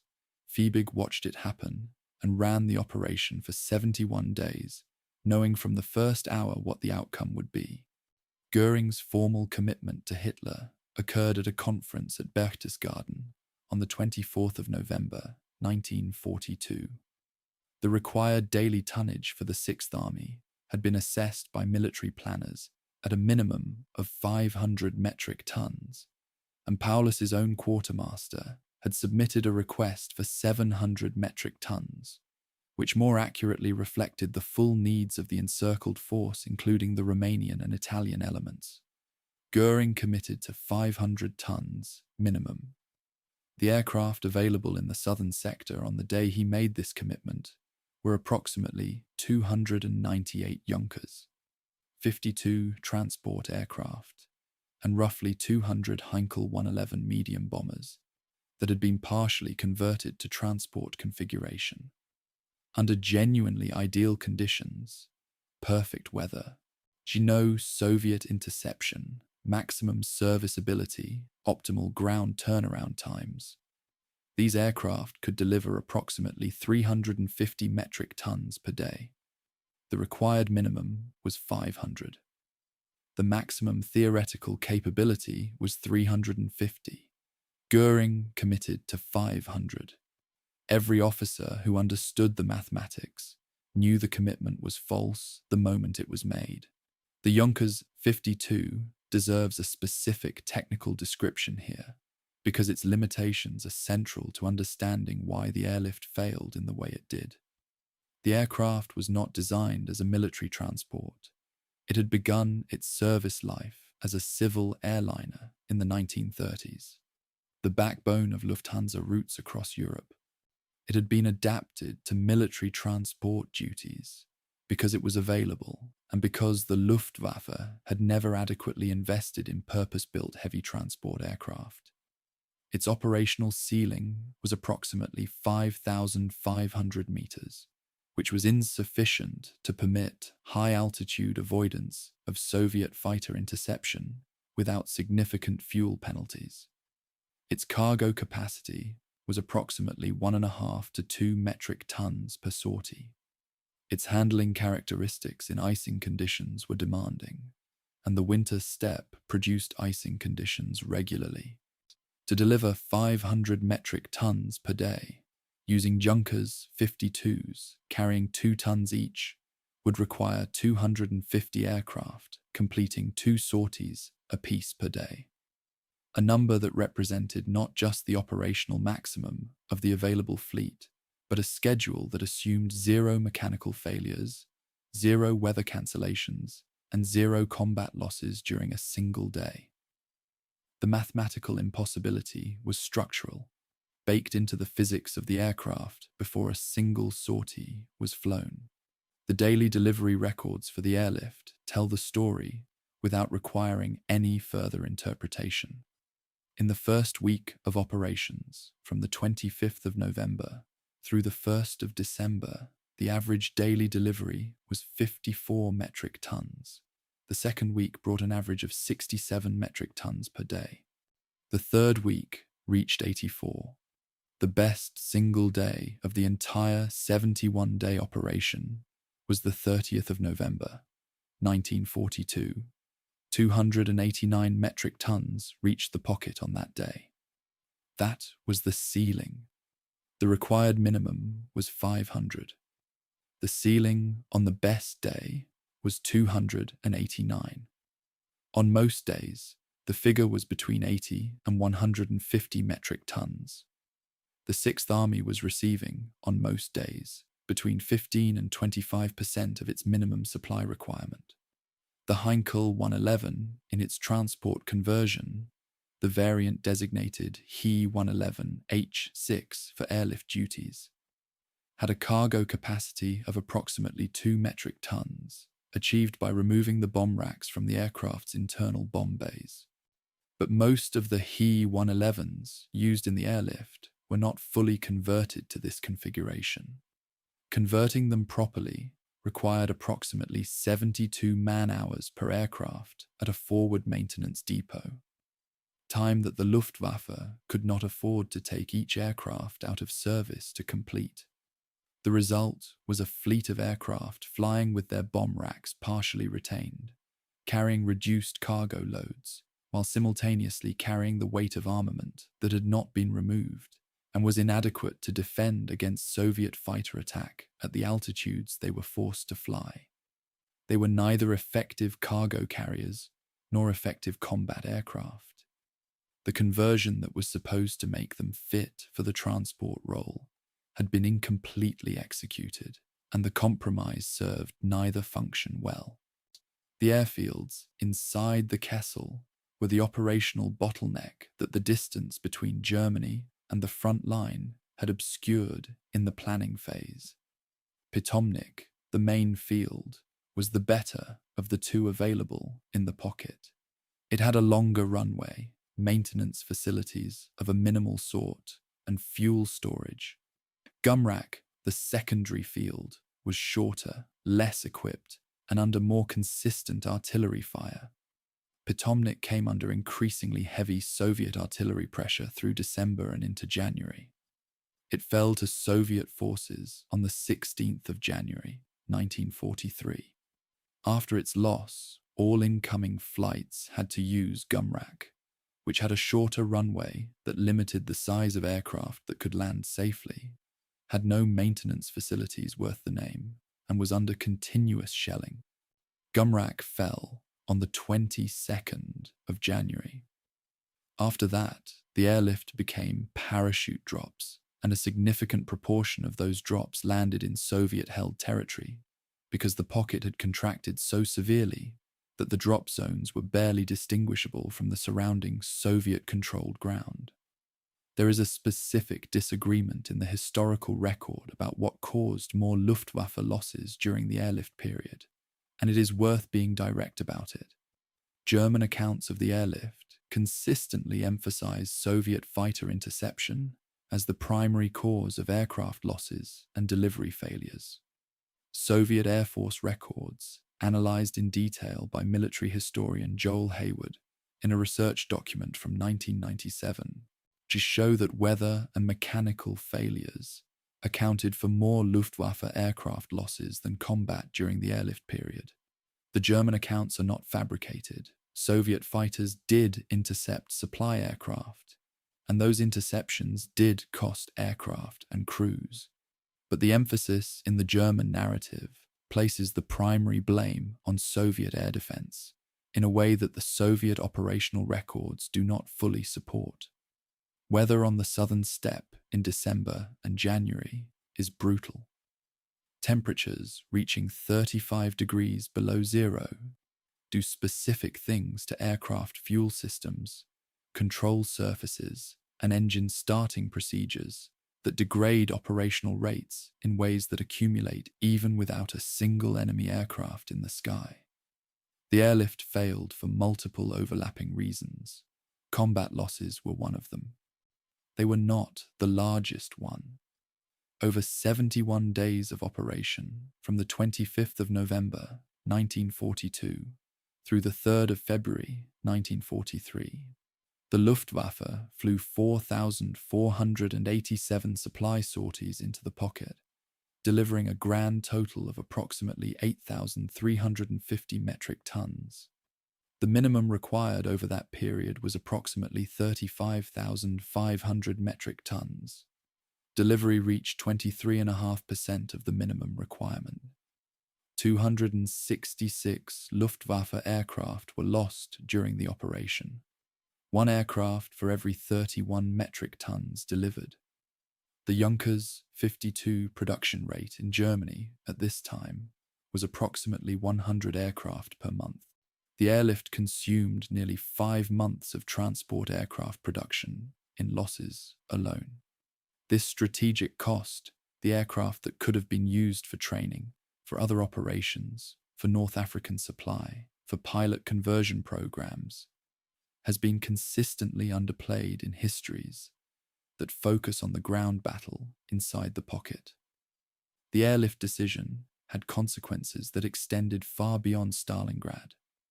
What I find hardest to look past when I work through the Fiebig material is the specific chronology of knowledge.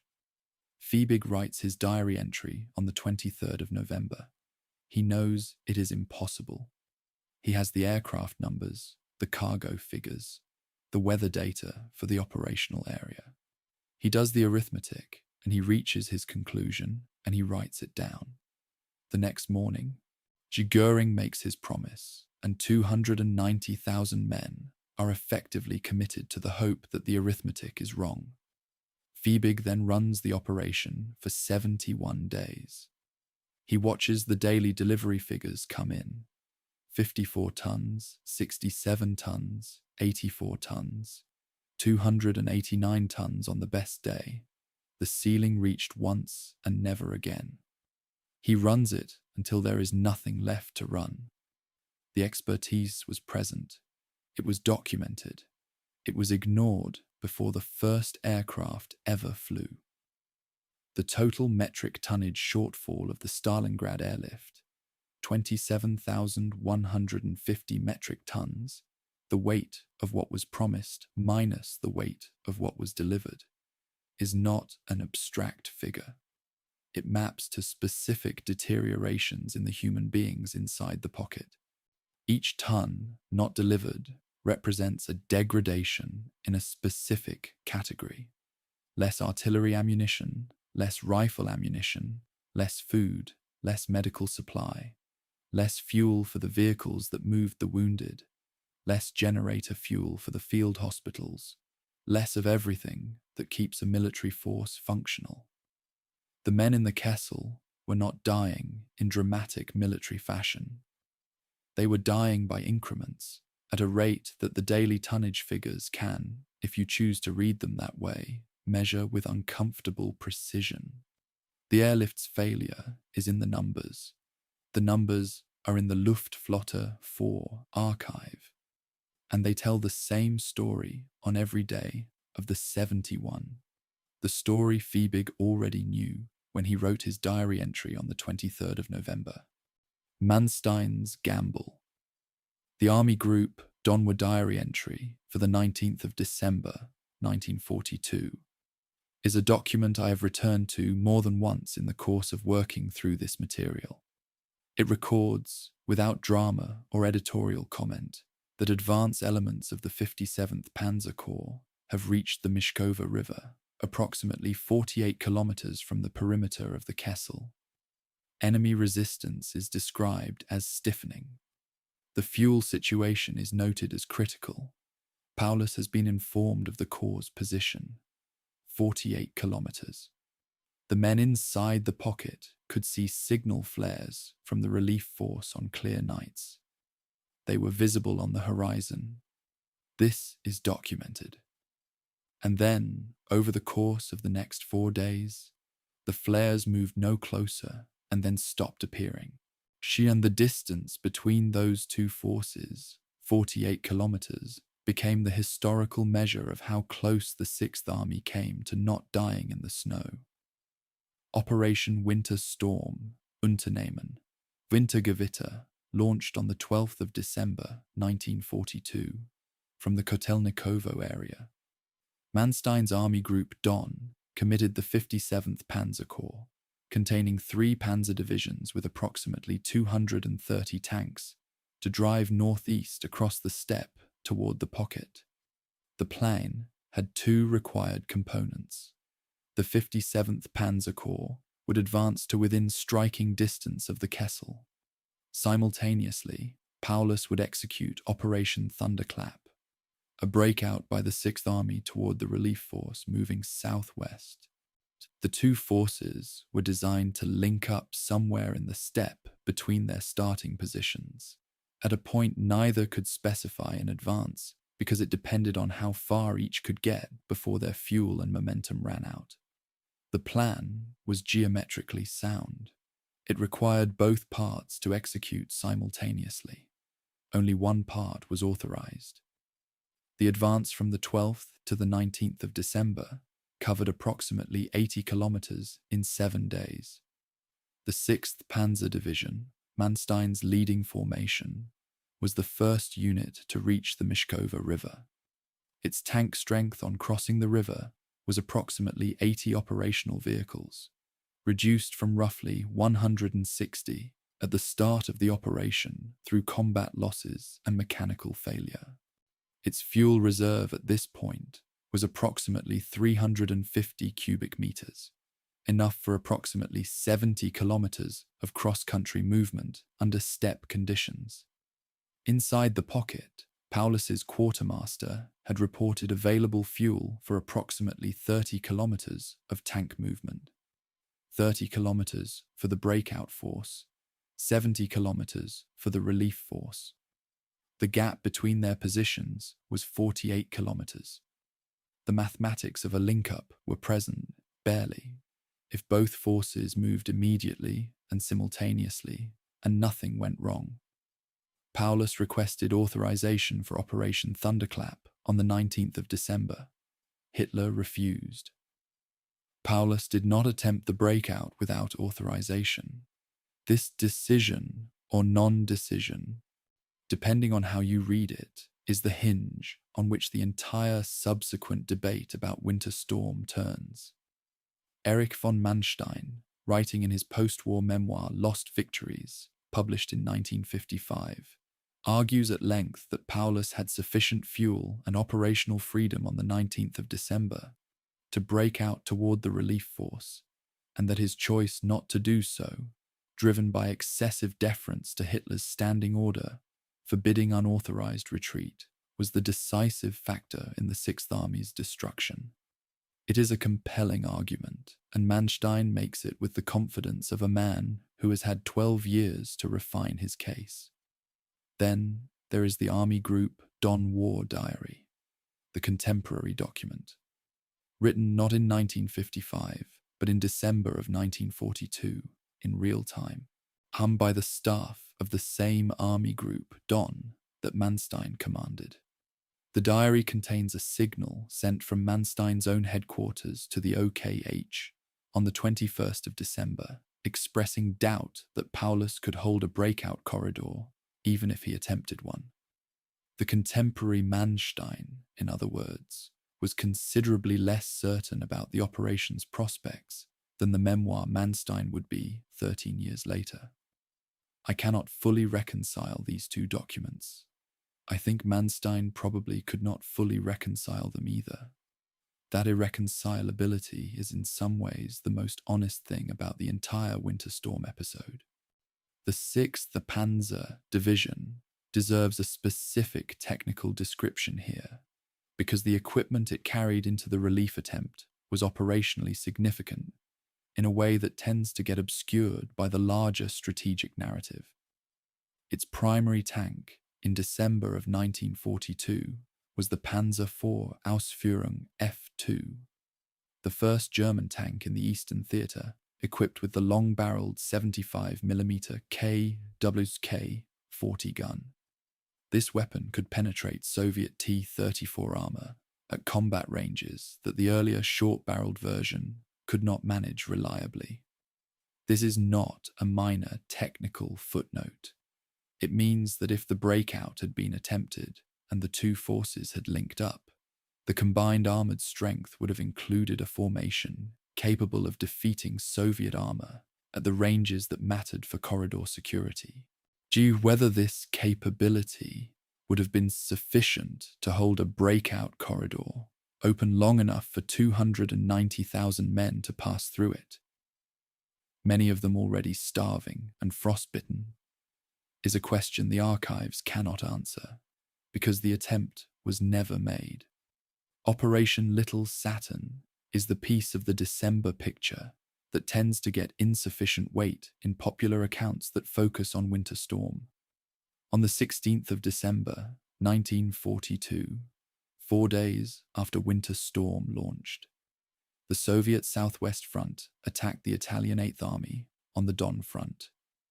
The Italians collapsed rapidly, creating a breach in the German line that threatened to cut off not just the Kessel, but the entire Army Group Don's rear areas, including the logistical infrastructure that was supporting the 57th Panzer Corps advance. Manstein was suddenly managing two crises simultaneously: an advance toward the pocket that was stalling and a separate collapse that threatened everything behind it. He had to begin diverting forces from the Winter Storm effort to address the Little Saturn breakthrough. This is the operational context that the memoir version of events tends to underweight. Manstein was not simply choosing whether to press forward or pull back. He was managing a situation in which pressing forward was becoming structurally impossible, because the ground behind him was collapsing. By the 23rd of December, the decision to call off Winter Storm was not a choice between success and failure. It was a choice between an orderly withdrawal and a more complete disaster. Operation Little Saturn, and this is the detail that makes it more than a contextual footnote, had been planned by Stavka before Winter Storm began. The Soviets anticipated a German relief attempt. They had a counter-operation prepared and ready to execute. When Winter Storm launched on the 12th of December, the Soviet military planning structure already had a response in motion. Manstein was not surprising Soviet operational planning. He was reacting to it. The relief effort that is sometimes described as coming agonizingly close to success was operating throughout against a Soviet operational framework that had accounted for it. The 48 kilometers that separated the 57th Panzer Corps from the Kessel on the 19th of December is a number that appears repeatedly in the historical literature on Stalingrad, often framed as a near miss, a tragedy of missed opportunity, the distance that separates the battle's actual outcome from the outcome that might have been. I understand the impulse. 48 kilometers is a distance you can walk in a long day. It is a distance that feels, when you look at it on a map, almost absurdly small against the scale of everything that surrounded it. But I think this framing, however emotionally accurate, tends to compress and idealize what a successful link-up would actually have meant. Two forces, both running critically low on fuel, meeting somewhere on a flat, featureless steppe in December. A corridor, perhaps 10 or 15 kilometers wide, to be held open against Soviet forces that were not standing still. 290,000 men, many of them already medically compromised, many of them without adequate winter clothing, many of them on rations that had been at starvation levels for weeks, attempting to move through that corridor southwest across territory that offered no cover. The distance was 48 kilometers. The problem was everything that 48 kilometers contained. When Winter Storm was called off on the 23rd of December, 1942, the closest point of the German relief force to the Kessel remained approximately 48 kilometers. It had not moved significantly in the 4 days since reaching the Mishkova. Inside the pocket, the men who had seen the signal flares on the horizon stopped seeing them. No announcement was made. No explanation was given to the ordinary soldiers. The flares had been there. Then they weren't. The men in the basements and the ruined factory halls and the frozen cellars drew their own conclusions, and their conclusions were accurate. The sniper's city, Vasily Zaitsev, arrived in Stalingrad as an infantryman. He was not sent there as a sniper. He was assigned to the 284th Rifle Division and crossed the Volga in the same conditions that every soldier crossing that river endured in the autumn of 1942, under artillery fire, in boats, at night. What distinguished him initially was not ideology or propaganda, but a specific skill developed over years of hunting elk in the Ural Mountains, where his grandfather had taught him to read terrain, to read animal behavior, and above all, to wait. He was noticed after killing 3 German soldiers at approximately 800 meters using a standard Mosin-Nagant rifle without a scope. This is the detail that gets compressed or overlooked in most accounts. The 3 kills that brought him to the attention of the 62nd Army's command were made with an unscoped weapon at a range where most trained infantry soldiers would not reliably engage a target. Someone in the command structure noticed this, reported it upward, and within days, Zaitsev had a scoped weapon and a specific assignment. His confirmed kill count between the 10th of November and the 17th of December 1942 reached 225. The training program that Zaitsev ran inside Stalingrad is, in my reading, more interesting than the personal kill record. By November of 1942, he was conducting informal training sessions in the ruins, teaching other soldiers the principles he had applied. The 62nd Army's tactical bulletins from this period, which I have referenced throughout this series, document his training philosophy in terms that are worth reproducing. Never return to a position from which you have fired. Never approach a position along the same route you used previously. Exploit the enemy's daily routine, meal times, shift rotations, the predictable movements that all human beings in a fixed position eventually develop. Because routine is a vulnerability and a trained observer can identify it within 24 hours of observation. The third principle is the one that interests me most, because it is essentially applied ethology, the same observational patience that a hunter uses to understand an animal's behavior, applied to reading the patterns of another human being who is also trying not to be observed. Zaitsev had transferred a skill from one domain to another and was now teaching the transfer. The duel with the German super sniper is the story that popular culture has most firmly attached to Zaitsev's name, and it is a story that requires careful handling if you want to be honest about it. Zaitsev's memoir names his opponent as Major Erwin König, described as the head of the Berlin sniper school, sent specifically to Stalingrad to kill him. The story as Zaitsev tells it unfolds over 3 days of careful positioning and counter-positioning, with each man reading the other's methods before Zaitsev achieves the final shot. It is a compelling narrative. German military records contain no Erwin König in any relevant role at Stalingrad. Some historians have suggested the opponent was a decorated German sniper named Heinz Thorwald. Others have concluded that the 3-day duel, in the specific cinematic form in which Zaitsev describes it, was substantially constructed by Soviet propaganda officers who recognized a good story and helped it reach its full dramatic potential. Anthony Beaver, in his 1998 study of the battle, concludes that some form of duel probably occurred, but that the opponent's identity and the tidy 3-day structure cannot be verified. The film Enemy at the Gates, released in 2001, she treated the story as confirmed historical record. The distance between the film and the archival evidence is significant, and it matters not because the film is unusual in this respect, but because Stalingrad is a battle where the boundary between documented history and constructed myth was being actively managed in real time by both sides, and keeping those two things separate requires sustained attention. The psychological function of snipers within the contested factory districts and the central city rubble went well beyond the individual kills they recorded.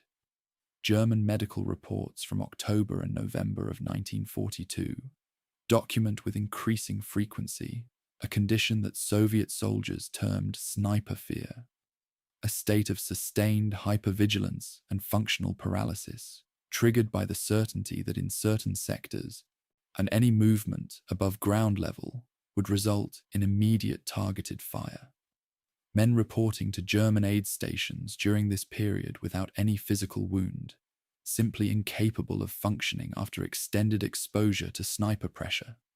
The medical officers recording these cases used clinical language that did not yet have the terminology that would later be developed to describe it, but the symptom pattern they documented is recognizable. The inability to perform routine tasks, because each task requires movement, and movement has been associated repeatedly with lethal consequence.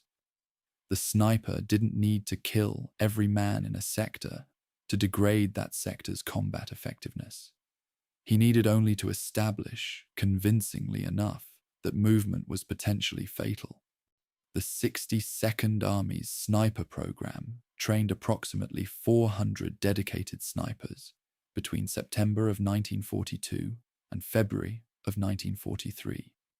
Official Soviet records credit these snipers with approximately 3,000 confirmed German kills across the campaign, an average of 7.5 confirmed kills per sniper over 5 months.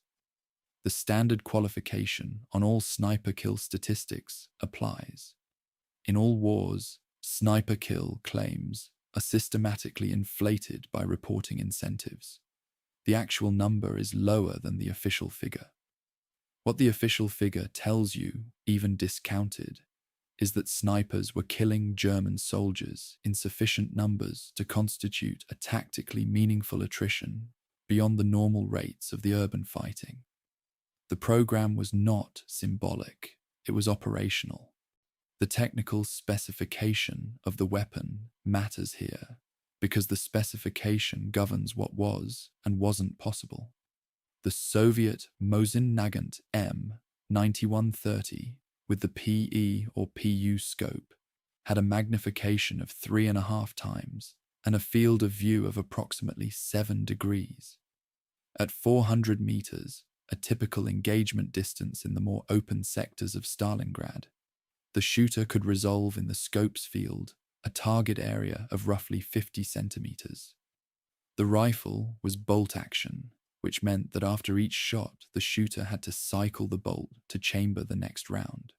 This required movement. Movement at close range, in contested terrain, where German observers were themselves watching for exactly this kind of indication, could reveal a position that had been concealed through hours of careful approach. Every shot was therefore not just a tactical decision about whether the target justified the risk.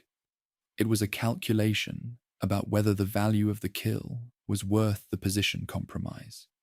The patience that Zaitsev taught, the willingness to wait, to observe, to pass on a shot that wasn't worth the exposure, was not temperamental. It was the operational requirement of the weapon system. Soviet propaganda machinery promoted Zaitsev's story, and the stories of approximately 20 other soldiers identified for publicity purposes at Stalingrad, because the sniper narrative offered something that the industrial fighting around the factories structurally could not. The factory battle was an aggregate of 10,000 small anonymous actions in darkness and rubble.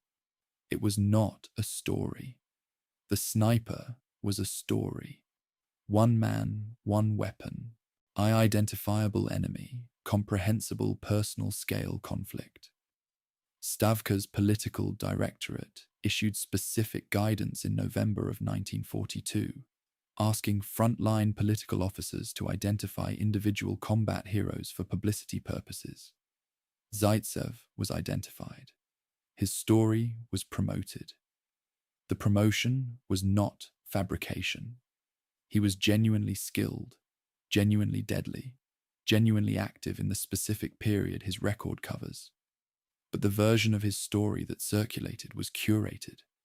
The selection of which details to emphasize and which to omit was the work of people who understood the propaganda requirements of the moment, as well as they understood the military ones.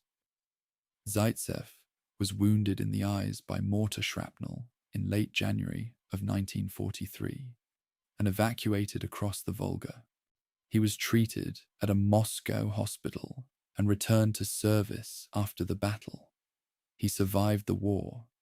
He was awarded the title Hero of the Soviet Union. After the war, he became a textile engineer, a fact that tends to surprise people who encounter it. Though it shouldn't, most soldiers who survive become civilians. The thing that is worth noting, and that popular accounts consistently omit, is that the man whose name is most associated with the defense of Stalingrad was not present for the battle's conclusion. The sniper who had come to embody, in Soviet propaganda, the resistance of the city was across the river when the German Sixth Army finally surrendered. He read about the victory from a hospital bed. The sniper war at Stalingrad was real, and it was curated simultaneously, and the two things were not in contradiction. The kills were genuine. The patients in the German medical reports were genuinely debilitated. The training program that Zaitsev ran produced snipers who caused genuine tactical harm to German operations in the factory district. And alongside all of that, a parallel operation was running. The selection, promotion, and careful management of specific individuals as narrative instruments. Zaitsev was both things, a skilled and effective soldier and a constructed propaganda figure. And the historical record requires holding both descriptions at once rather than choosing between them. The sniper's city was real. The story told about the sniper's city was managed. In Stalingrad, as in every war, those two things coexisted without resolution. The Kessel, life inside the pocket. The German 6th Army Medical Corps report for the 31st of December 1942 contains a set of figures that I find very difficult to read at a distance. Daily caloric intake per man at current ration allocation, 550 calories. Minimum caloric intake for a sedentary adult to survive without progressive organ damage, approximately 1,500 calories. Minimum caloric intake for a soldier in active cold weather combat, approximately 3,500 calories. The report was written by a German army doctor in the pocket, and it was filed through the chain of command, and somewhere in that chain of command, a senior officer read the number 550 and understood, with whatever capacity for understanding he retained, what it meant for the human beings he commanded. It was not a surprise to anyone. It was a medical report confirming a situation that everyone in the pocket already knew from their own bodies. The ration reductions inside the Kessel followed a trajectory that the quartermaster records document with brutal precision. In the first week of the encirclement, the daily bread allocation was set at 300 grams per man. That is already below a minimum functional level for a soldier in the field. By the 20th of December, it had fallen to 200 grams. By the 1st of January, 1943, 100 grams. In some sectors, in the final weeks, men received nothing for days. The average German soldier inside the Kessel lost approximately 20 to 25 kilograms of body weight over the duration of the encirclement. This is documented in the medical records of the men who were evacuated as wounded and subsequently examined at rear area hospitals. 20 to 25 kilograms. From bodies that were already carrying the accumulated stress of months of combat. What that rate of weight loss does to cognitive function, to reaction time, to the ability to follow complex orders, to the capacity for the kind of decision-making that military command requires. The medical literature on starvation is not ambiguous about this. The cold is a separate matter from the starvation, though in the Kessel they operated together and compounded each other in ways that the medical reports struggle to fully separate. The winter of 1942 to 1943 on the southern steppe was one of the coldest recorded in decades. Temperatures fell routinely to between 30 and 35 degrees below 0 Celsius. The German army had not issued adequate winter clothing for the campaign. This was not an oversight at the unit level. It was a policy failure that extended to the highest levels of the Wehrmacht's supply system, complicated by Hitler's long-standing refusal to accept requests for winter equipment as anything other than defeatist planning. In the Kessel, men were fighting in summer weight uniforms, supplemented by whatever they could take from Soviet prisoners or the ruins of Soviet buildings. Frostbite casualties exceeded combat casualties in December and January. The 6th Army Medical Corps documented approximately 14,000 frostbite cases requiring surgical intervention in January of 1943 alone. 14,000 cases in a single month, in a single encircled army. The horses.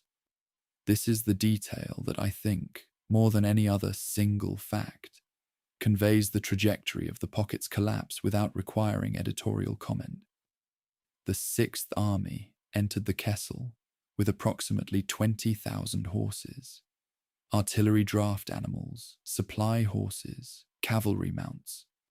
They were the mechanical substitute for a motorized transport system that had run out of fuel. By the time of the final surrender, virtually all of them had been consumed as food. At an average edible yield of approximately 120 kilograms per horse, this represents roughly 2,400 metric tons of meat, distributed across an army of 290,000 men over approximately 10 weeks. It bought them perhaps 10 additional days of something approaching adequate nutrition. And losing those horses had a specific tactical consequence that the accounts of the pocket's final weeks document clearly. Without draft animals, artillery units that still had ammunition could not move their guns through the snow to firing positions. Batteries that were technically still in action were tactically immobile. The army was consuming the mechanisms of its own defense in order to feed the men operating those mechanisms. The field hospitals inside the Kessel occupy a particular place in the archive of this campaign that I find genuinely difficult to approach with the professional distance the material technically requires. They occupied whatever underground space could be found. Factory basements, railway tunnels, cellars, the lower floors of ruined buildings whose upper floors had been destroyed. The largest, at Gumrak, held approximately 3,500 wounded men in space designed for 500. Medical officer diaries from January of 1943, several of which survived the pocket and are held in German federal archives, describe operating conditions that deteriorated progressively through that month. Anesthetic supplies were exhausted in early January for most procedures, and amputations were performed to prevent the spread of gangrene from severe frostbite without adequate pain management. Wounded men who could not be evacuated were not told when their category was reassigned from awaiting evacuation to awaiting whatever could be provided. The Luftwaffe airlift gave priority to flying out specific categories of the wounded. The selection criteria were documented, and they are troubling in the way that any triage system under catastrophic conditions is troubling, because they required someone to decide which human being gets on the aircraft and which one stays. There is a source conflict in the historical record about the hospitals that needs to be acknowledged directly, because it shapes how this period of the battle is remembered. German post-war accounts, the memoirs and unit histories that began appearing in the 1950s, consistently describe the hospital conditions in terms that emphasize professional order and medical dedication under impossible conditions. Soviet accounts, written by soldiers who entered the hospitals after the surrender, describe conditions of extreme neglect. Frozen bodies in corridors, men dead in their beds from cold, unwounded men driven past the point of function by starvation. Both accounts are probably accurate for different hospitals at different stages of the encirclement. The aggregate experience across all hospitals throughout the pocket's existence was almost certainly closer to the Soviet witnesses' descriptions by January than to the orderly, professional picture the German retrospective accounts emphasize. Both sets of sources are primary. Neither is fabricating. They are describing different moments and different locations in a system that was collapsing unevenly rather than all at once. The condition that German psychiatric officers were documenting by mid-January of 1943 had no existing name in the German military medical literature. They gave it one, Kesselmüdigkeit, pocket fatigue. The symptom presentation was consistent across the reports. Men in a state of extreme apathy, unable or unwilling to follow orders, sometimes completely unresponsive to commands or physical prompting. These were not men with visible physical wounds. Their bodies had not been disabled by frostbite or shrapnel. They had simply stopped. The psychiatric assessment filed on the 15th of January, 1943. Estimated that approximately 10 to 15% of the remaining force was functionally non-combat effective for psychological rather than physical reasons by mid-January. 1 in 10, possibly closer to 1 in 7, of the men still alive in the pocket had been rendered inoperative by the accumulated weight of what they had experienced and what they knew about their situation. The psychiatric language the medical officers used was clinical and careful, and ultimately inadequate to what they were describing, because what they were describing was not a diagnosable condition in the conventional sense. It was what happens to human beings when the gap between their situation and any possible resolution becomes wide enough and lasts long enough, that the mind can no longer construct a frame in which continuing to function serves any purpose. The calculation of 550 daily calories against a requirement of 3,500 is, at its most direct, a statement about the rate at which the men inside the pocket were being killed by the conditions of the encirclement rather than by Soviet weapons. This is not a polemical point. It is a medical one. The 6th Army Medical Corps made it in their own report, in their own words, filed in their own chain of command. A man performing combat duties in 35 degrees of frost on 550 calories a day is not surviving on reduced rations. He is dying at a rate that the body's physiological reserves delay for a specific number of weeks before organ systems begin failing in sequence. The medical literature on starvation is precise about this sequence. The Kessel medical reports describe it in real time. The correlation between the daily ration figures in the quartermaster records and the casualty figures in the medical corps reports is not ambiguous. The arithmetic of the pocket is the arithmetic of systematic physical collapse, and it was fully documented as it happened. The Kessel-Müdigkeit classification that the 6th Army psychiatrists developed has an afterlife in the medical literature that they could not have anticipated. The specific symptom pattern they described, the dissociation, the apathy, the inability to connect action to consequence in any meaningful way, contributed through the post-war analysis of the medical records and to the development of what would eventually be formalized as diagnostic frameworks for trauma and moral injury in subsequent decades. The men in the pocket were being studied as they died by their own medical officers in a series of clinical documents that were eventually recovered and read by researchers who had the benefit of a conceptual vocabulary that the original observers lacked. The condition was real before there was a name for it. The name was being invented in the basement hospitals of a dying army by doctors working without adequate supplies on men they could not save. Operation Ring, the mathematics of annihilation. The Don Front operational plan for Operation Ring, dated the 9th of January 1943, contains a phase structure that is notable less for its tactical specificity than for the calm confidence of its timing assumptions. Phase 1. Reduction of the Western salient, allocated 5 days. Phase 2. Compression of the Northern pocket, allocated 9 days. Phase 3. Separation and destruction of Northern and Southern pockets, allocated 9 more days.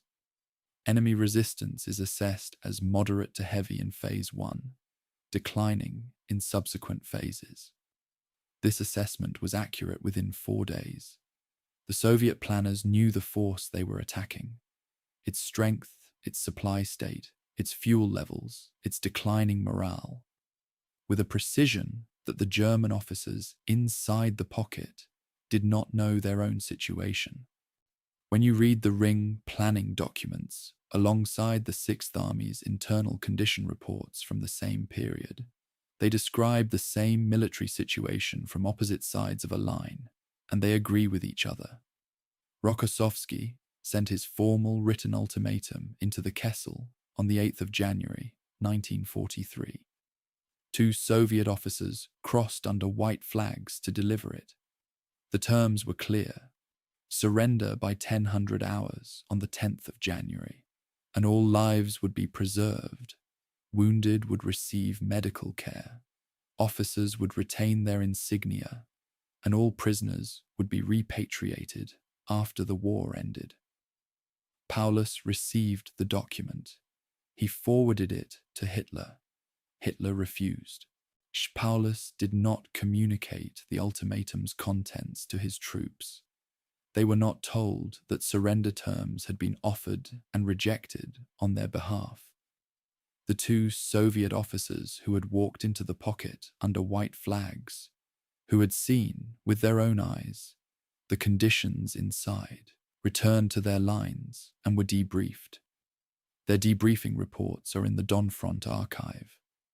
The conditions they described in those reports, the medical stations, the starving men, the state of the defensive positions, were forwarded to Rokossovsky and were incorporated into the operational planning for Ring. The offer of surrender terms was not a formality. It was also an intelligence-gathering operation, and it functioned as both. On the 10th of January, 1943, at 0805 hours, Don Front artillery opened the preparatory bombardment for Operation Ring. Approximately 7,000 guns, mortars, and Katyusha rocket systems were deployed along the western face of the Kessel. The density of the bombardment, 1 gun per approximately 5 to 6 meters of front, was among the highest achieved in the entire Eastern campaign to that date. The Western German defensive line, which had been held for weeks against pressure, but never against this weight of fire, collapsed within hours. Soviet infantry followed the rolling barrage into the breach. Pitomnik airfield, the main logistical lifeline of the pocket, fell on the 16th of January. With it went the maintenance facilities, the fuel storage, and the longer runway that had been the operational prerequisite for the larger transport aircraft attempting the airlift. The compression of the pocket can be traced in the surviving situation maps, with a specificity that is, in its way, more disturbing than any narrative description of the fighting. On the 10th of January, the Kessel measured approximately 50 kilometers east to west and 40 kilometers north to south, already reduced from its maximum extent in late November. By the 20th of January, it had been compressed to approximately 30 by 25 kilometers. By the 28th, the pocket had been split into 2 separate encirclements. A northern pocket containing the remnants of several infantry and armoured formations around the tractor factory and barricade districts, and a southern pocket containing Paulus's headquarters in the central city. German units that had held the same rubble positions for months were overrun not because they stopped fighting, but because the forces available to hold the line had been reduced by cold and starvation and disease and accumulated combat attrition to a fraction of what a defensive line of that length required. The Soviet artillery preparation for Ring used a rolling barrage technique, a moving curtain of shell fire advancing ahead of the infantry at a predetermined rate. The barrage speed was set at approximately 100 meters every 4 to 6 minutes during the initial phase. Infantry commanders had explicit orders to advance within 200 meters of their own artillery fire. This margin, 200 meters between the soldier and the shells his own side was firing, required extraordinary discipline and exact timing. Too slow, and the barrage lifted before the defenders were overrun, giving them time to recover and reoccupy positions. Too fast, and friendly artillery killed the advancing infantry. The rolling barrage is a technique with a long military history, used extensively in the First World War with mixed results. What distinguished its application at Ring was the level of coordination it demonstrated. An army that had been incapable of this kind of precision in 1941, executing it with functional competence in January of 1943. The learning curve of the Soviet army measured in this specific technical capacity, is one of the genuine military historical stories of the entire Eastern Campaign. There is a casualty figure disagreement in the Ring historiography that deserves direct acknowledgement because the scale of the disagreement is significant. Soviet official history, in its 1960 edition, cited approximately 26,000 Soviet dead and 80,000 wounded in Operation Ring, a total of roughly 106,000 casualties for a 23-day operation against an encircled and starving enemy. Post-Soviet archival research by historian David Glantz, using Central Archive of the Russian Ministry of Defense data in his 2014 study, produced significantly higher figures, approximately 45,000 to 50,000 Soviet dead for the same operation. The difference between the two figures reflects a systematic undercounting of Soviet losses that was official policy under Stalin. Casualty figures were reported upward through channels that had incentives to minimize them, and the discrepancy between the figures filed at the time and the actual losses recorded in unit-level casualty books was routinely absorbed into reporting categories that obscured the total. Even using Glantz's revised figures, the ratio of attacker to defender losses in Ring is extraordinary. Approximately 45 to 50,000 Soviet dead to destroy what remained of a force that had once numbered 290,000. Rokossovsky has a biographical detail that tends to get mentioned briefly and moved past in operational histories.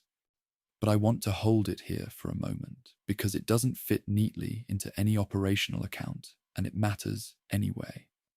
At the time, he commanded Operation Ring. At the time, he directed the final compression and destruction of the German Sixth Army at Stalingrad. He was a man who had been arrested by Stalin's security apparatus in 1937, tortured in interrogation, imprisoned for nearly 3 years, and then released and reinstated in his military rank in 1940. The man who executed the most consequential Soviet military operation of the entire Stalingrad campaign was someone the Soviet state had systematically tried to destroy 4 years earlier. He held the directive, he ran the operation, he accepted the German ultimatum refusal, and on the 10th of January, he opened the bombardment. The institutional relationship between that biography and that command is something that no operational history can fully account for, and no amount of tactical analysis resolves. The tractor factory, the specific building whose production statistics opened this entire documentary series, appears in the Ring operational records as a defensive strongpoint in the northern pocket in the final days of January of 1943.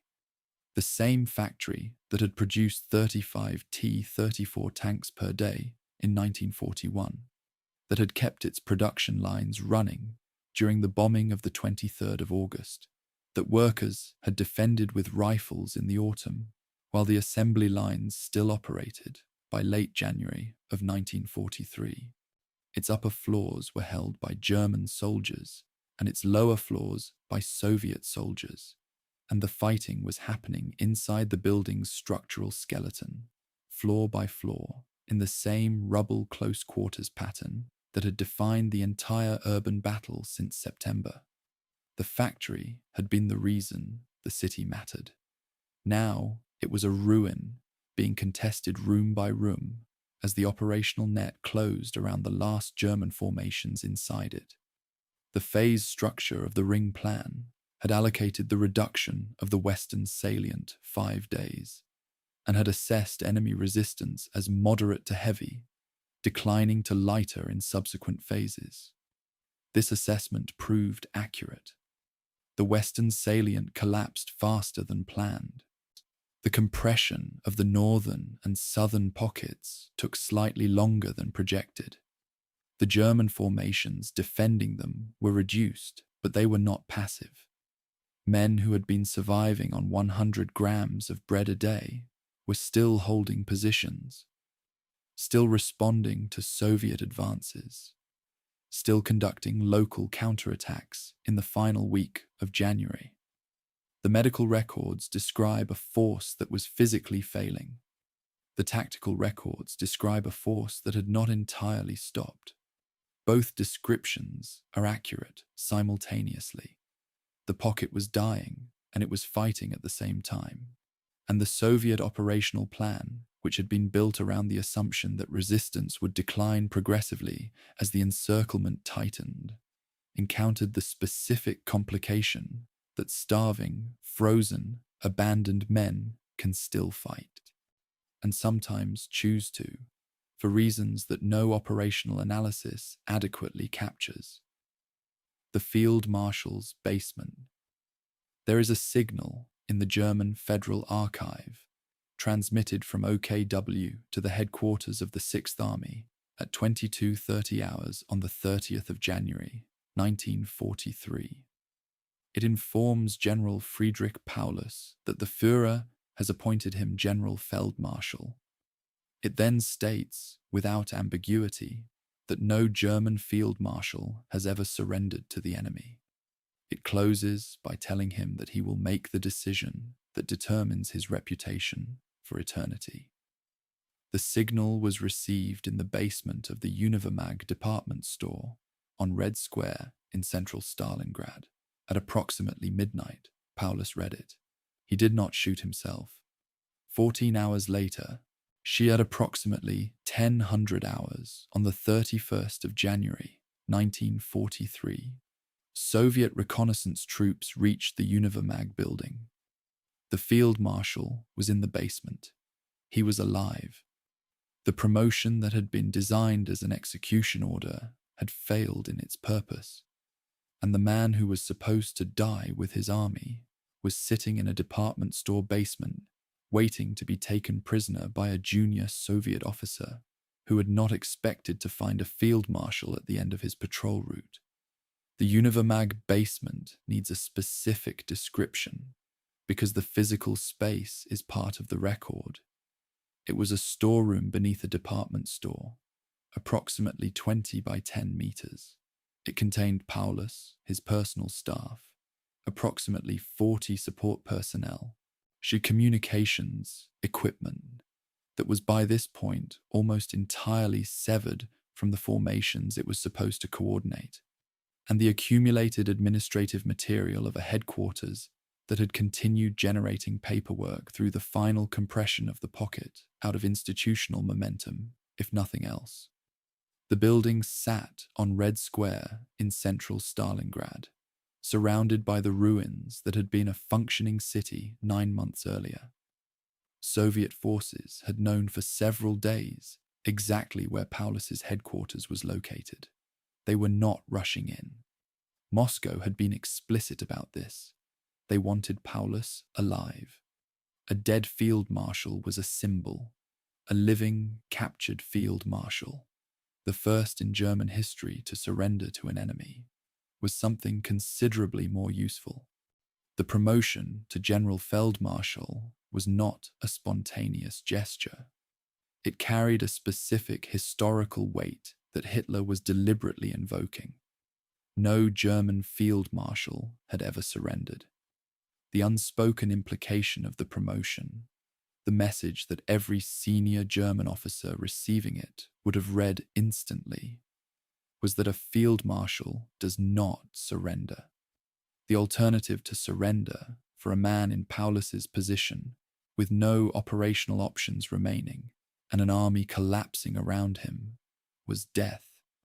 Hitler expected him to choose death. The promotion was both an honor and a statement of expectation, and Paulus had received it and worn the new insignia and spent 14 hours deciding what to do with it. His own post-war account, given in Soviet captivity and later set down in memoir form, describes a considered decision made on military grounds, that further resistance served no purpose and consumed lives that had already been consumed past any military justification. Whether that was the totality of what he felt in those 14 hours, is a question the archive cannot answer. Captain Fyodor Ilyashenko's interrogation report on the capture and initial processing of Paulus is a document that the Soviet Military Intelligence Service took unusual care to produce. The service recognized immediately that the symbolic and propaganda value of what they had in the Univermag basement was extraordinary, and they documented it accordingly. Ilyashenko's report describes Paulus as physically broken, and the phrase he uses is specific. It does not say wounded or ill. It says broken in the physical sense of a man whose body has been subjected to months of inadequate nutrition, inadequate sleep, and sustained extreme cold. Emotionally distressed, the report continues, but mentally coherent. Paulus is recorded as stating, in his first extended exchange with Soviet officers, he had never been a National Socialist. He was a German officer, and he had done his duty.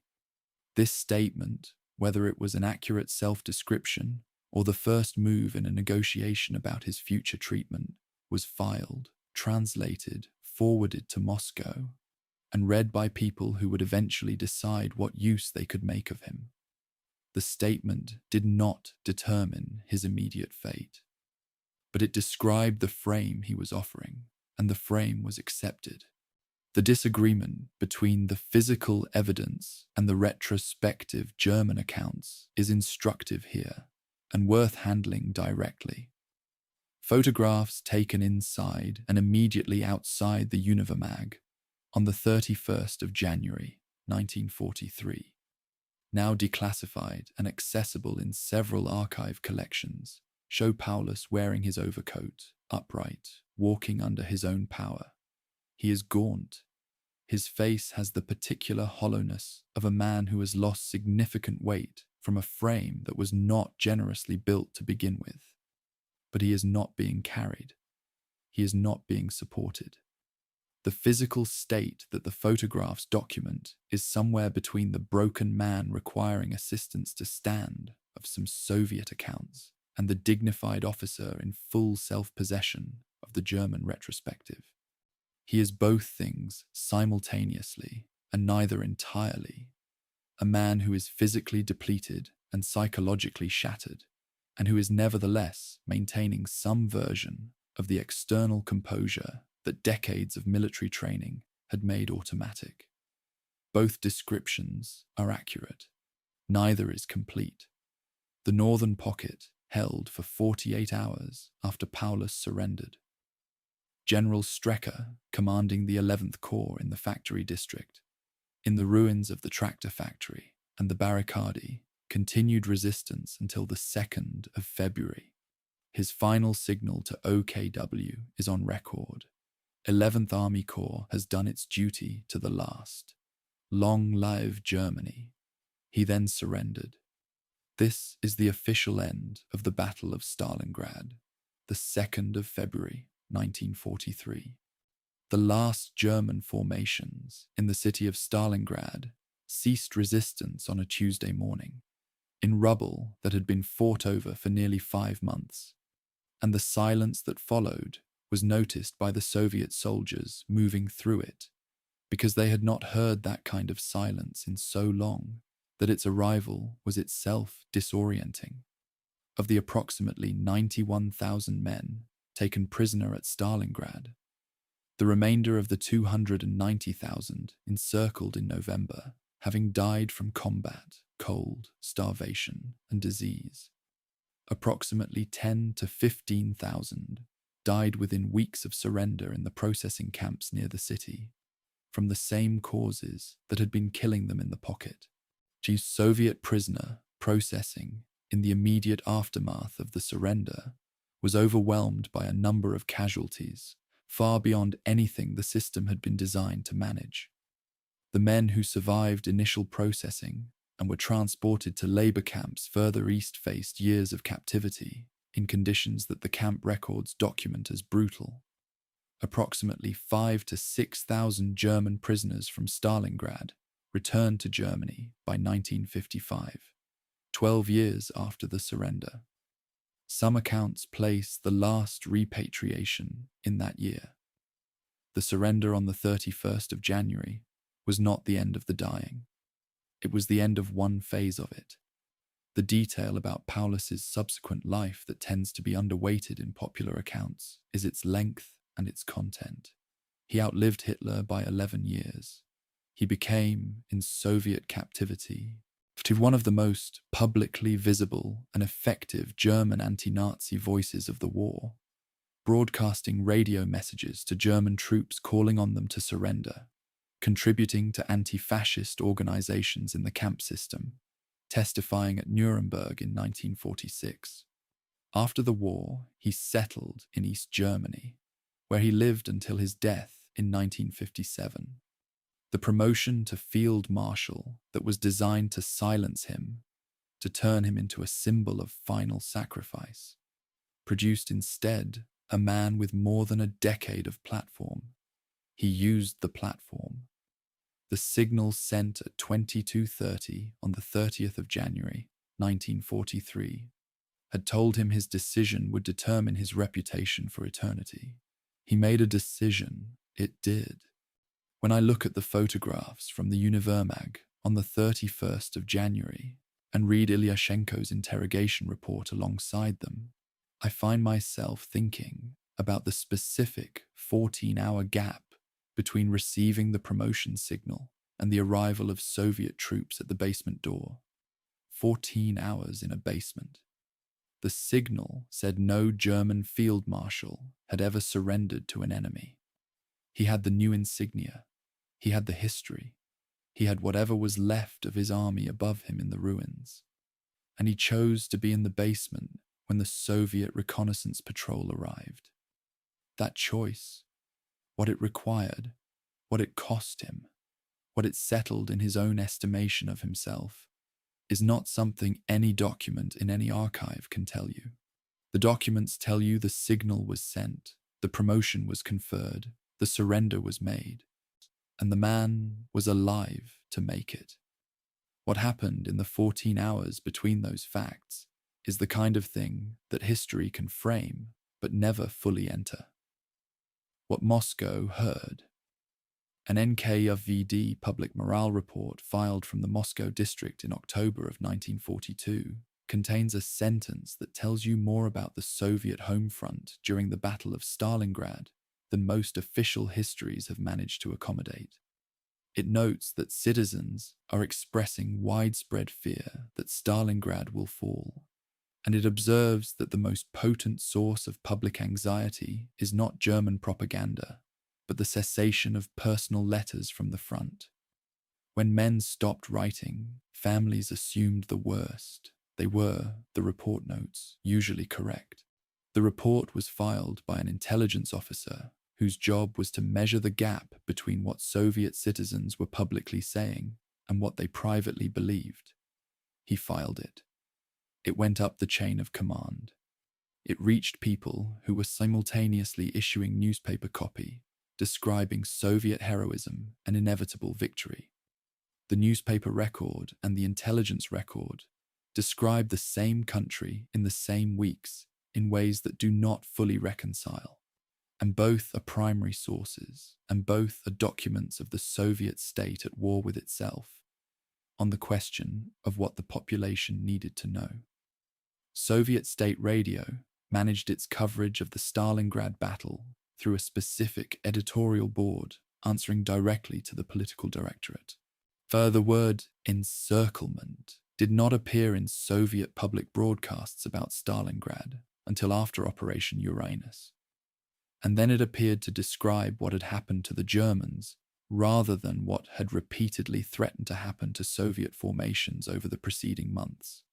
The coverage from July through November of 1942 acknowledged heavy fighting and fierce resistance, while avoiding any specific characterization of setbacks. A civilian in Moscow or Chelyabinsk or Tashkent, listening to the radio in October of 1942, would have understood that the situation at Stalingrad was serious. They would not have understood from the broadcasts exactly how serious. The gap between what the radio said and what the letters from the front implied, or failed to arrive to imply, was the space in which private knowledge lived, passed between people in factories and queues and housing blocks, not through newspapers or broadcasts, but through the specific human channel of someone whose cousin hadn't written in 3 weeks. The Soviet radio network, Gosradio, used a centralized broadcast architecture in which programming originated in Moscow and was transmitted via telephone landlines to regional transmitters, rather than being produced independently at local stations. This centralization meant that the Moscow editorial board had direct, real-time control over what citizens in Sverdlovsk, Tashkent, Novosibirsk, and Vladivostok heard. When Operation Uranus succeeded and the announcement needed to be made, the decision chain ran from Stalin through propaganda, Commissar Shcherbakov, through the radio committee to the on-air announcers in a process that took approximately 4 hours. 4 hours from military event to national narrative. The broadcast on the 20th of November, 1942, described in relatively careful language that Soviet forces had launched a powerful counteroffensive and achieved significant operational success. It did not use the word encirclement. It did not name the Sixth Army. What it communicated was momentum, the sense that something had changed, that the direction of events had shifted. Factory workers reportedly gathered around loudspeakers in the November cold.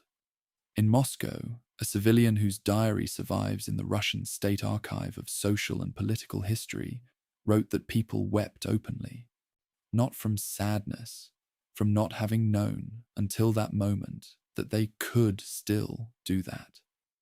The NKVD reports from the home front are a counter-archive to the official record in ways that make them extraordinarily valuable as historical documents.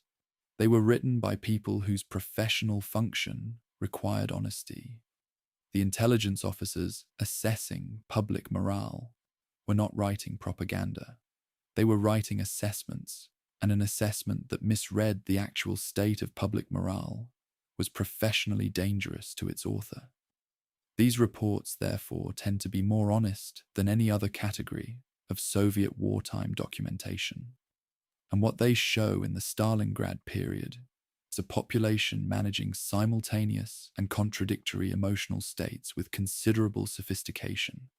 The October and November reports describe widespread fear alongside widespread determination, not the simple patriotic fervor of the official narrative, but something more complicated. The specific combination of knowing the situation is desperate and deciding to function anyway.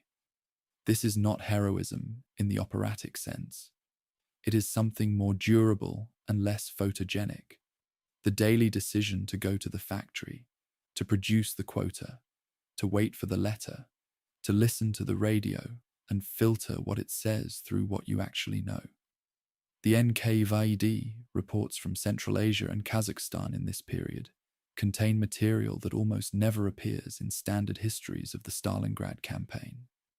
Reports from these regions in late 1942 note responses to the war news that the reporting officers describe as ambivalent and, in a small number of documented cases, explicitly hostile. These responses reflected the complicated relationship between specific national identities and Soviet authority, the accumulated effects of collectivization, repression, deportations, and political violence that had preceded the war by years. A Kazakh worker in Karaganda, listening to the radio in November of 1942, was not necessarily hearing the same broadcast as a Russian worker in Moscow, not because the broadcast was different, but because what he brought to the listening was different. The Soviet home front in 1942 was not monolithic. The official narrative required it to be monolithic. The NKVD reports document that it was not. The announcement of the final Soviet victory at Stalingrad Stalin's special communique broadcast on the 2nd of February 1943 included two specific figures that were clearly chosen for their communicative impact: 91,000 prisoners and the surrender of a field marshal. Both figures were accurate. Both were selected because they were verifiable, extraordinary, and comprehensible in a way that the cumulative casualty totals or the operational sequence of events were not. 91,000 prisoners, a field marshal in Soviet custody. These were not abstract strategic concepts. They were concrete facts that any civilian could hold in their mind and understand the significance of without military training. The political directorate understood, and correctly, that the scale of a military victory is communicated not through tonnage figures or territorial gains, but through specific, graspable facts that carry the weight of the abstract. The field marshal in the basement of a department store was the image that made Stalingrad legible to the Soviet population as a victory rather than as the conclusion of a catastrophe. What was being suppressed in the official narrative of the victory was as informative as what was being celebrated. The NKVD blocking detachments, the Zagraditelny Otriadi, who had shot approximately 13,500 Soviet soldiers during the campaign, did not appear in the victory broadcasts. The civilian death toll of the 23rd of August was not enumerated. The men lost in the months of fighting before the encirclement, the hundreds of thousands of Soviet casualties accumulated between July and November, were present only as the implied cost of the victory, not as a specific number that anyone was required to acknowledge. The Soviet propaganda machinery had been constructing the Stalingrad narrative in real time since September of 1942, selecting which elements to amplify and which to suppress, and by February of 1943, the architecture of the myth was largely in place. Chuikov's defense, Zaitsev's snipers, Rodimtsev's crossing. These were the bones of the story. The other bones, the ones that complicated the narrative's moral clarity, were filed elsewhere. The 1.2 million undelivered Soviet soldier letters held in the Central Archive of the Russian Ministry of Defense from the Stalingrad campaign are, as an archive, the inverse of the official broadcast record.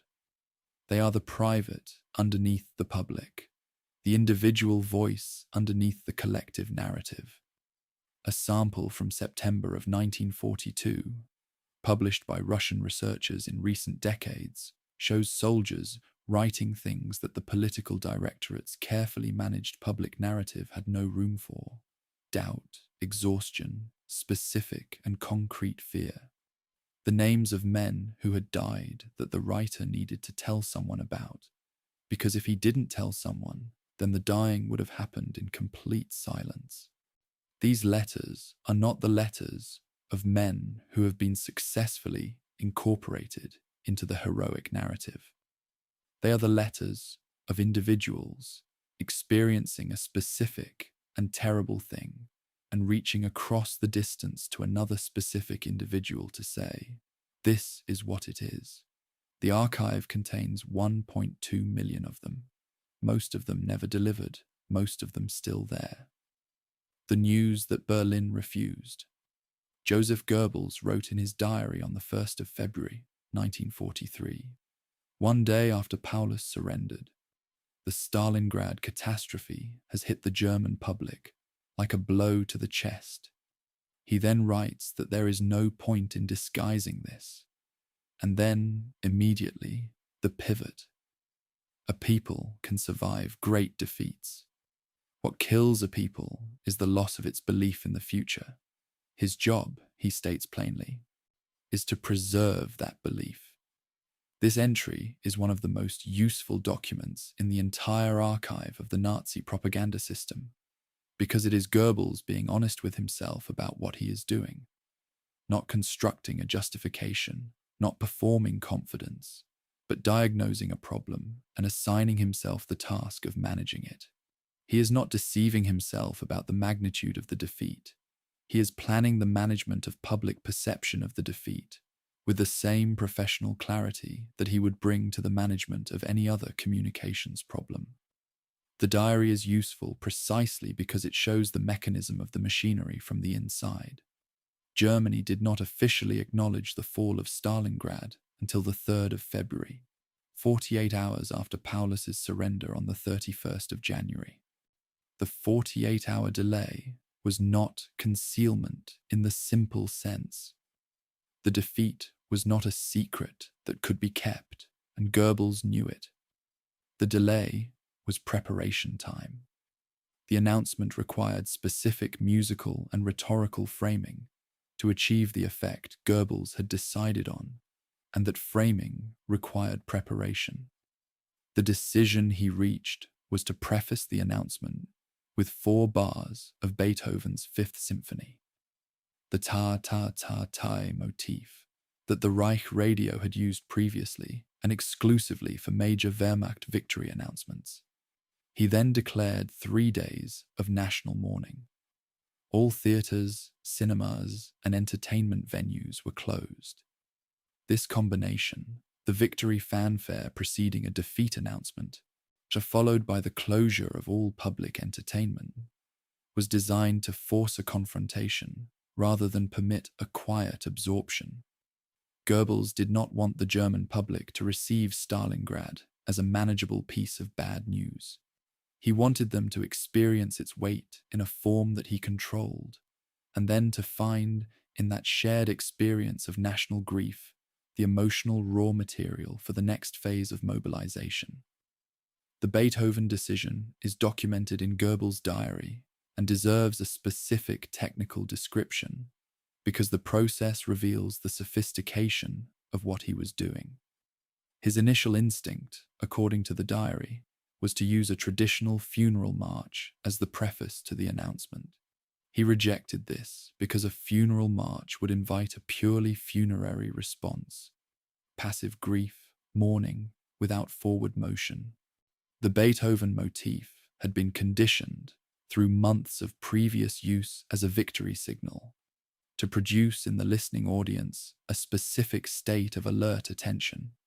The association was with significant news, with events that required a particular kind of psychological readiness. Using it for a defeat was a deliberate short circuit of that conditioning. It told the audience, this is important in the same way that victories were important, and you need to bring the same engaged attention to it. The decision was made at a staff meeting on the 2nd of February. It took approximately 45 minutes. The sonic signature of the most significant German wartime broadcast was determined in a single meeting by a man who understood the psychology of mass audiences with a precision that is genuinely unsettling to read about. The SS Security Service, the Sicherheitsdienst, filed weekly public opinion surveys for the Nazi leadership throughout the war. The SD reports, published under the title Meldungen aus dem Reich, are among the most valuable documents in the Nazi archive precisely because they were written for internal use rather than public consumption. And the intelligence officers filing them had the same professional incentive toward honesty that characterized the NKVD morale reports. An assessment that misread public sentiment was professionally dangerous. The February 1943 reports describe a public response to Stalingrad that Goebbels himself acknowledges in his diary as alarming. Widespread, fatalistic acceptance of a longer war. Open questions about whether victory was still possible. In several industrial regions, some anti-war statements in public that would have been unthinkable 6 months ago. The SD notes specifically that Stalingrad is the first German military defeat not followed within days by an offsetting victory announcement, and that the absence of the offsetting good news had been noticed by a population that had been conditioned through 3 years of managed media to expect the pattern to continue. The pattern had broken. The public had noticed it breaking. Goebbels delivered the Sportpalast speech on the 18th of February, 1943, 16 days after the fall of Stalingrad. The setting was the Berlin Sportpalast. The audience was 14,000 selected Nazi loyalists, and the speech is the most technically accomplished piece of crisis communications in the Nazi political archive. It transformed the Stalingrad loss into a mobilizing myth, the defeat as proof that Germany must commit more completely than ever before, the sacrifice of the Sixth Army as the demand that the home front meet it. The audience responses, preserved on film and in audio recordings, are, even now, deeply uncomfortable to watch and listen to, because of the manufactured quality of the enthusiasm combined with its apparent sincerity. The way the two things coexist without apparent tension in the faces and voices of the people in the hall. But outside the Sportpalast, in the factories and homes of provincial Germany, the SD reports filed in the same week tell a different story. The speech's effects were, as one report notes, concentrated in Berlin. In the industrial regions, in the Ruhr, in Saxony, in the manufacturing cities of the north, the prevailing response was described as subdued, watchful, unconvinced. Goebbels' diary describes the Sportpalast speech as an overwhelming success that transformed the public mood. The SD reports filed in the same week describe the response outside Berlin as limited and the public mood in the provinces as continuing the pessimism that had followed the Stalingrad announcement. These are two contemporaneous primary sources about the same event, filed by the same state apparatus within the same week, and they do not agree with each other. Goebbels was measuring success in the room. His intelligence officers were measuring it in the country. The gap between those two measurements, the gap between the performance and the reception, between the managed event and the unmanaged response, is one of the clearest visible cracks in the Nazi state's self-perception in the immediate aftermath of Stalingrad. It was not the first crack, but it was the one that didn't close. Hitler did not speak publicly after Stalingrad. He cancelled public appearances. His radio addresses, previously frequent, relied upon by the propaganda machinery as the most powerful single instrument of mass emotional management in the state's communications arsenal, largely ceased. Albert Speer, in his post-war account, describes Hitler in this period as withdrawn, physically diminished, unwilling to engage with the operational reality of what had happened in a way that might require him to modify the strategic framework he had been building since 1939. The Führerprinzip, the entire ideological structure of authority that the Nazi state rested on, required that Hitler embody German confidence. He could not embody something he did not feel. His withdrawal from public life after Stalingrad was not a managed strategic decision. It was the visible consequence of a man who had told his country and told himself that he did not lose, discovering that he had. The Feldpost, the German military postal system, processed approximately 3.2 million items from the Stalingrad area during the battle's full duration. After the pocket's fall, approximately 65,000 families across Germany received notifications that their son or husband or brother was in Soviet prisoner of war custody. Given that approximately 199,000 men had died in the Kessel by the time of surrender, roughly 225,000 families received no notification at all. The German administrative system had not been able to keep pace with the rate of death. These families knew only that letters had stopped arriving. The Postal Service's prisoner of war notification was, for the 65,000 who received it, simultaneously terrible news and the specific relief of knowing. The 225,000 families who received nothing were left in the particular suspension of not knowing, which the psychological literature on grief identifies as its own specific and prolonged injury. What Goebbels wrote in his diary on the 5th of February, 1943, 3 days after the announcement, as the initial shock of the news was settling into something more considered, is the sentence from this entire period that I find most revealing about the Nazi state's self-understanding. He writes, "People are not panicking. They are thinking. That is more dangerous." He understood the difference. A panicking population is emotionally dysregulated and manageable through emotional instruments, ceremonies, speeches, the sonic impact of 4 bars of Beethoven preceding a defeat announcement. A population that has started reasoning about what Stalingrad means for the trajectory of the war is something else. It is processing cause and effect. It is drawing conclusions. It is constructing a private assessment that no amount of managed public narrative can fully reach or redirect. He was right about the danger.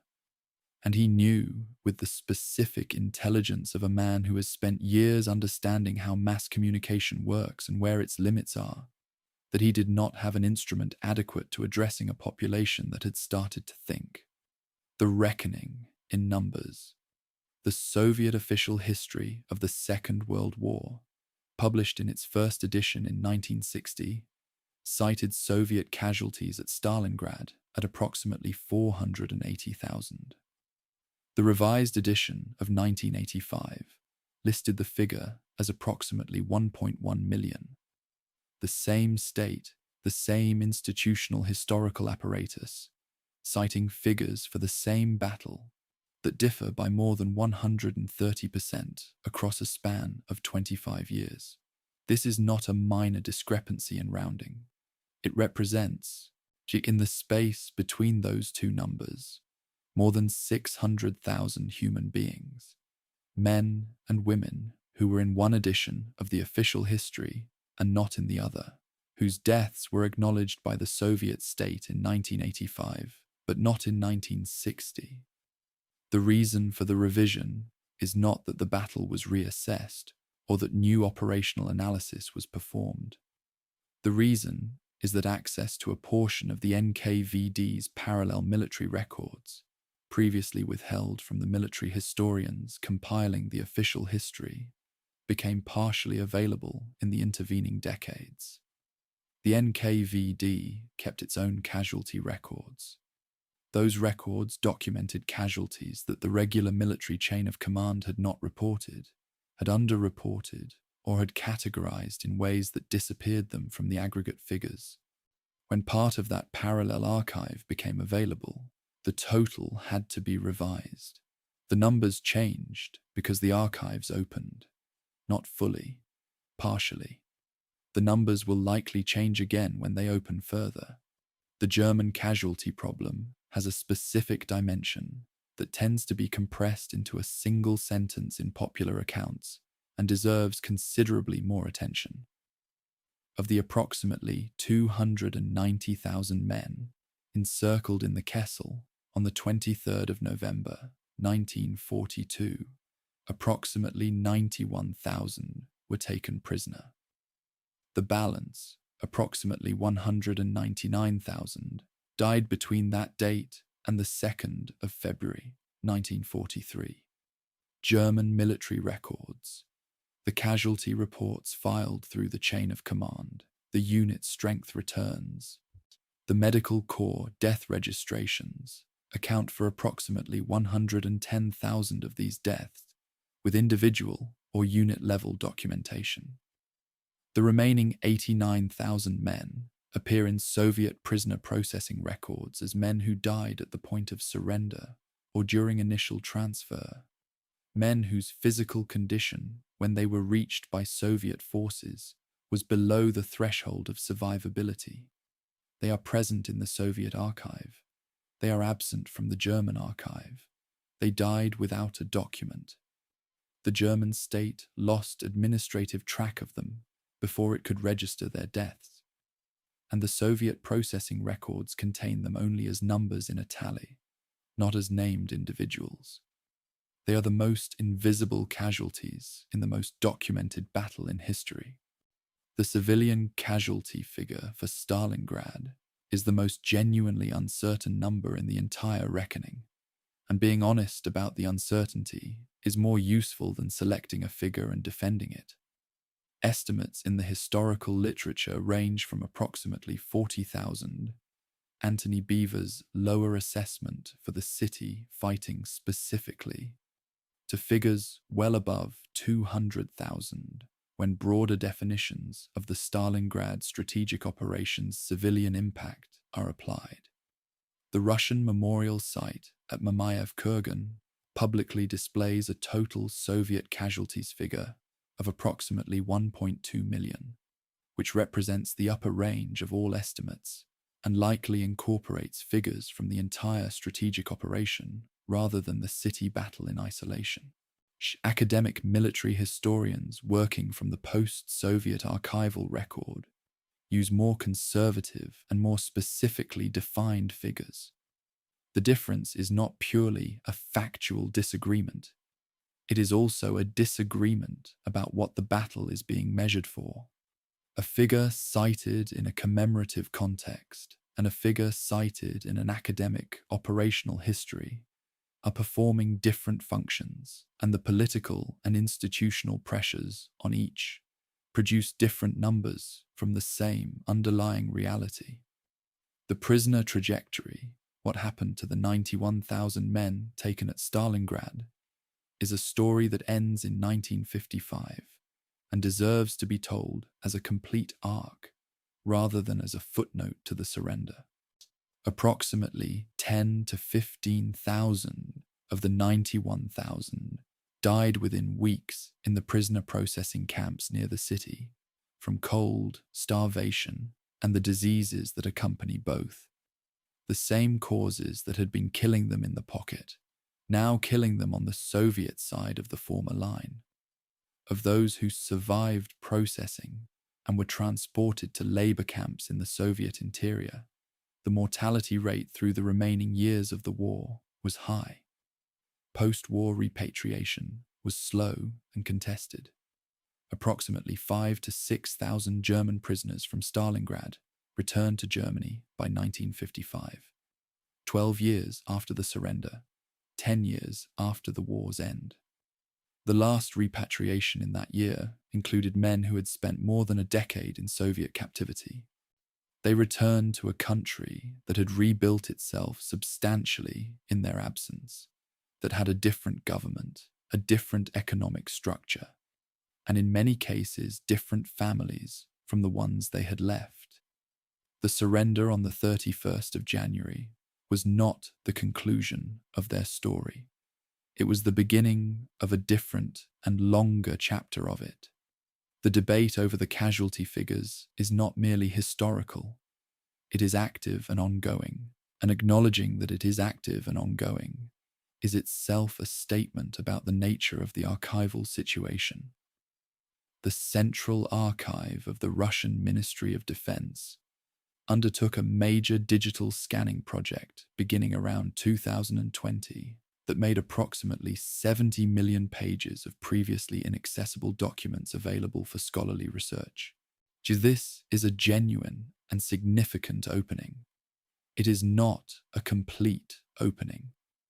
Specific categories of documents related to NKVD operations during the battle remain restricted. The records of the blocking detachments, the Zagraditelny Otrayadi, are not fully accessible. The complete picture of Soviet casualties and the mechanisms by which they were incurred is still, in 2026, a partially obscured picture, and the obscuring is not accidental.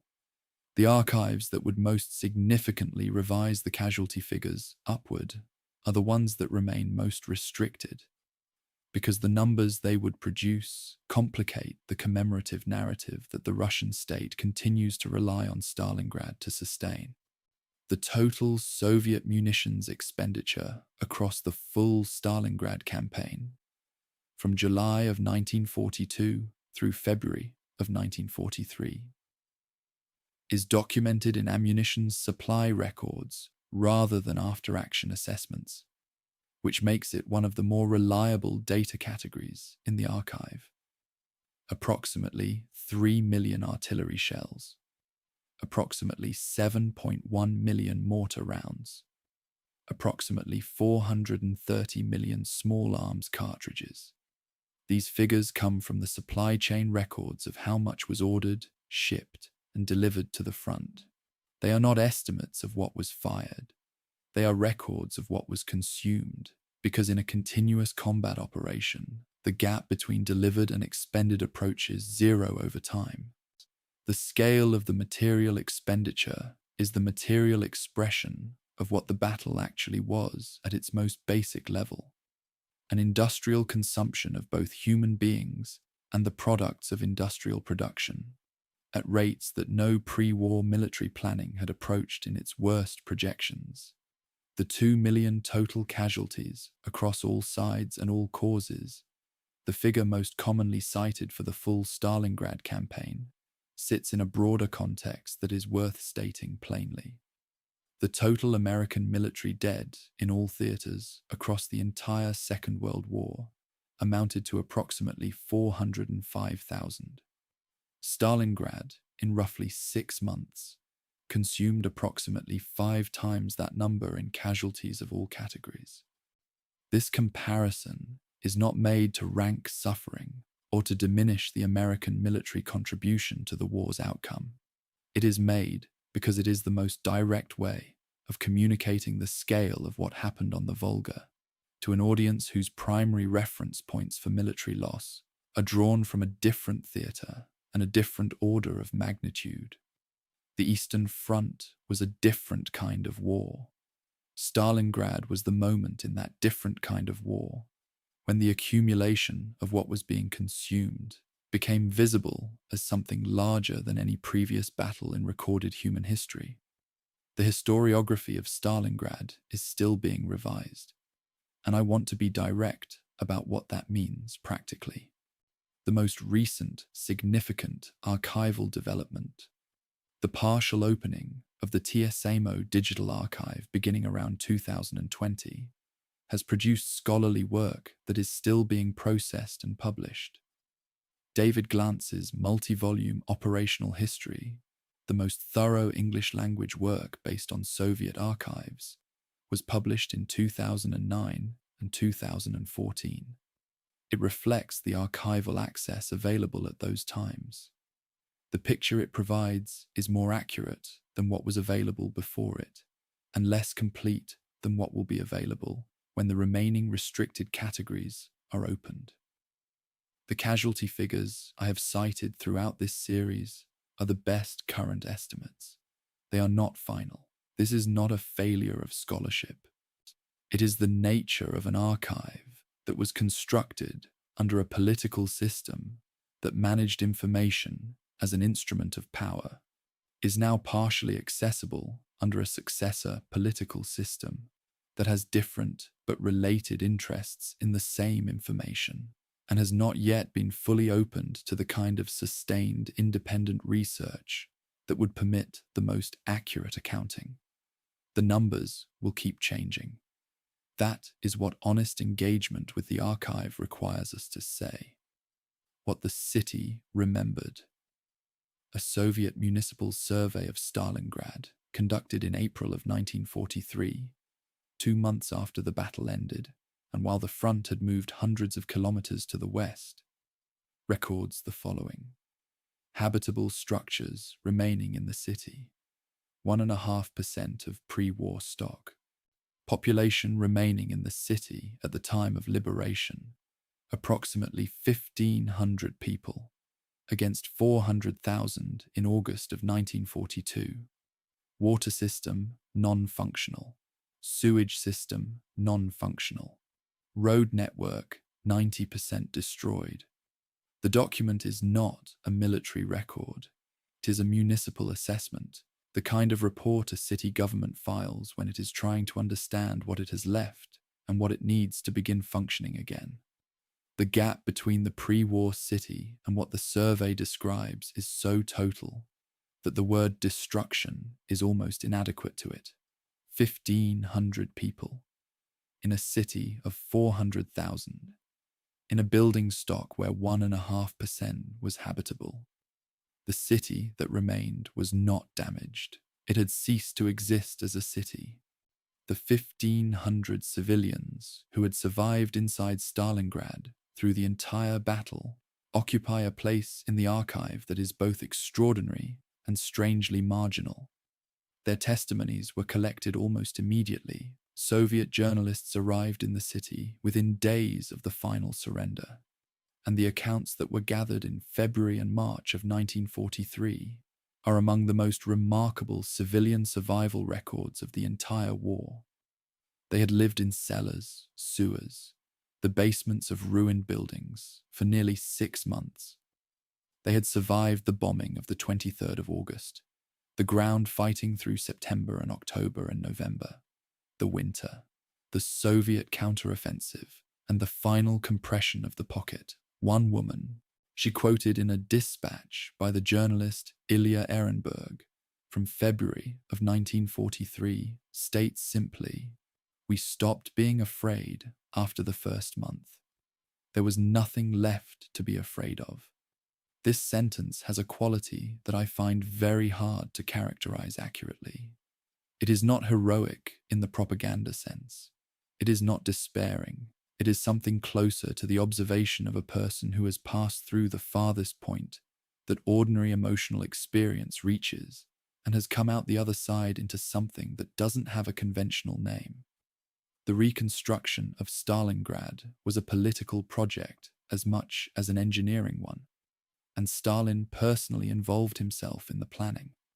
The rebuilt city was designed to serve two functions simultaneously: to be a functional industrial and residential center, and to be a monument that communicated, in its architecture and urban layout, specific things about Soviet power and Soviet historical memory.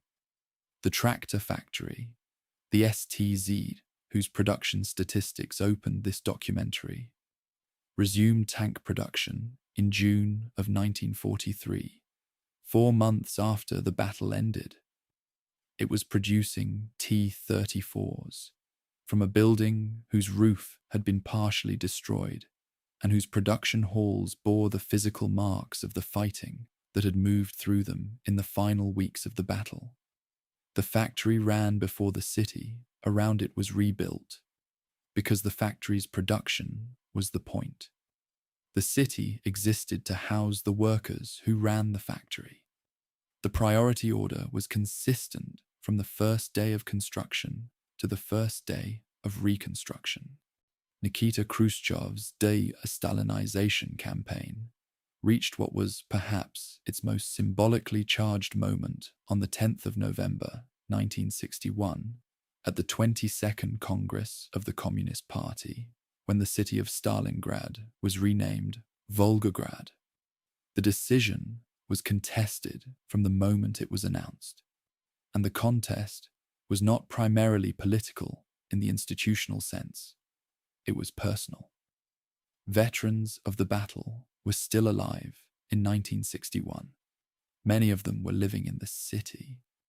The name on their service records, on their medals, on the documents that certified what they had done and where they had done it, was Stalingrad. Removing that name from the map did not remove it from the documents. It created a gap between the place they had defended and the place that now existed on the map in its location.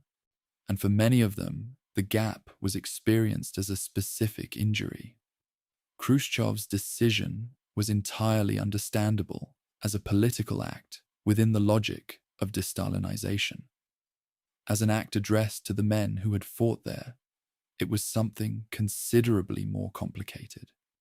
The Mamayev-Kurgan Memorial Complex, begun in 1959 and completed in 1967, is the largest war memorial in the world by most measures.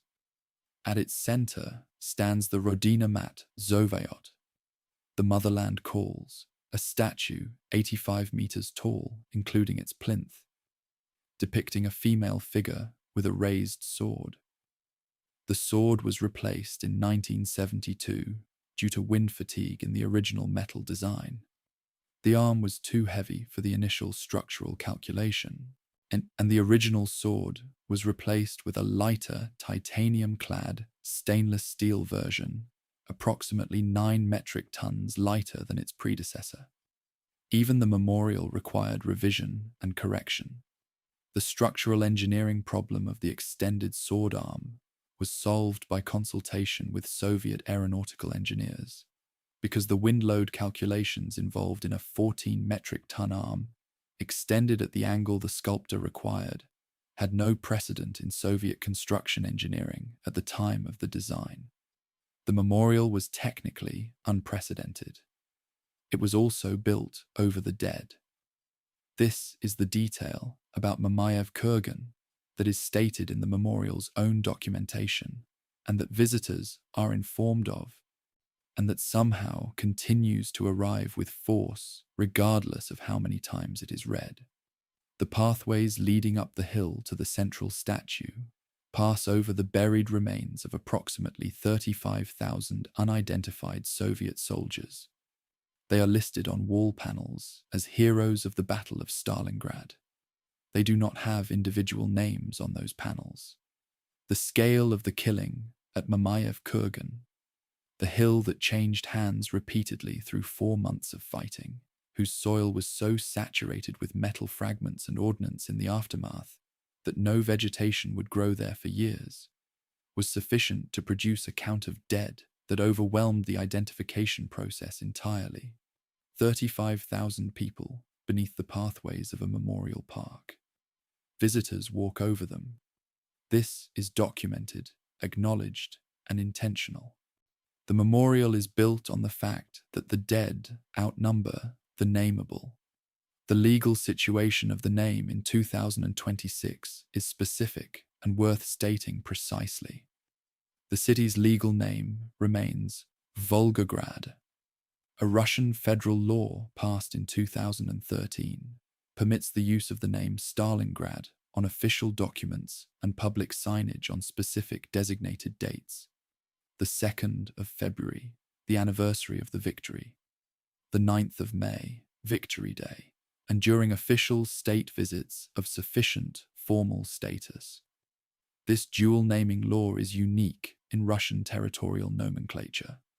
No other renamed Soviet city has this formal dual status mechanism.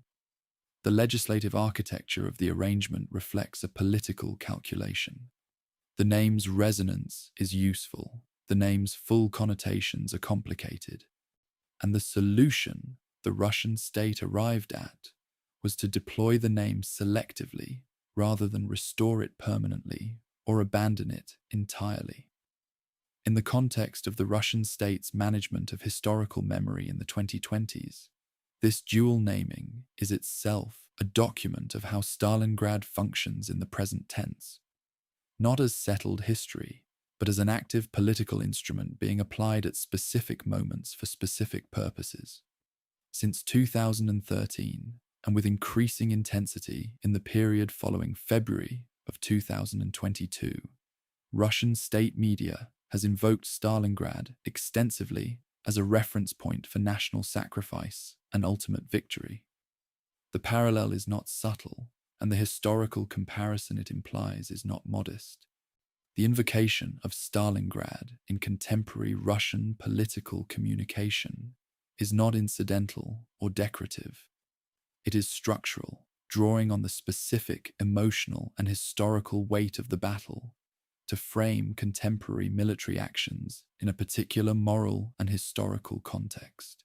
Whether the comparison is historically accurate or politically appropriate is a question that historians and political scientists are actively debating in the literature of 2025 and 2026. What is not debatable is that the battle ended in February of 1943, and the argument about what it means has not ended yet. The Battle of February 1943 was was fought over a February in 2023. That requires explanation. The 80th anniversary of the Stalingrad victory, marked in February of 2023, fell approximately 1 year into the Russian military operation in Ukraine. The commemorative ceremonies in Volgograd that month took place while a battle was being fought approximately 1,000 kilometers to the west in the eastern Ukrainian city of Bakhmut, that military historians and journalists were already describing in the real-time language of a conflict that was producing its own archive as it moved, as a Stalingrad of attrition. Commanders on both sides used the comparison. The fighting in Bakhmut lasted many months, concentrated in an urban environment, at casualty rates that were, if not comparable to Stalingrad's absolute numbers, comparable in their proportional relationship to the forces engaged. The template was visible. It was being applied. And the city on the Volga that had been reduced to rubble in 1942 and rebuilt and renamed again was present in both the ceremonial language and the tactical planning of a war that was producing its own rubble 1,000 kilometers away. I have been to Mamayev Kurgan once. What I remember most is not the statue, which is genuinely overwhelming when you are standing below it. The scale of it arriving differently than photographs prepare you for. What I remember most is the paths. You walk uphill toward the central figure on wide concrete paths that are maintained and clean and flanked by well-tended plantings. And you know, because the information is provided at the entrance and reiterated in plaques along the route, that you are walking over 35,000 people. They are beneath the path you are standing on.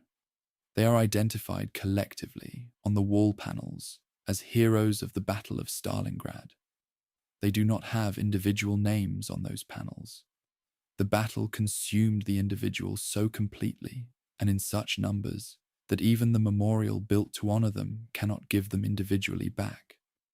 The paths continue upward past the wall of grief, past the hall of military glory with its eternal flame, to the statue at the summit. Below it, at the base, you can look back down the hill and out over the city. The city that the survey of April 1943 described as 1.5% habitable, 1,500 survivors. Water system non-functional, is now a functioning city of approximately 1 million people. The factories are running. The Volga moves past the western bank, as it always has, 800 to 1,200 meters wide, the same river it was in the autumn of 1942, when the men crossed it in small boats at night under fire, 4.5 tons of ammunition per battalion, enough for 3 days. The question this series opened with, why both men needed this specific bend in the Volga, why this particular industrial city on this particular river became the place where the war turned, can be answered in strategic terms, in industrial terms, in terms of symbolic politics and personal vanity, and the specific mechanics of military logistics. All of those answers are true. They are also, taken together, insufficient. The battle exceeded every category that was used to plan it and every framework that has since been used to explain it. 290,000 men encircled, 1,500 civilians found alive when it was over, 35,000 unidentified dead beneath the pathways of the memorial built to honor them. The city that had his name, that stopped being a city, that was rebuilt into a different city, that was renamed, that was partially renamed back, that still carries both names on different days, that is still being argued over, that is still being invoked. The battle ended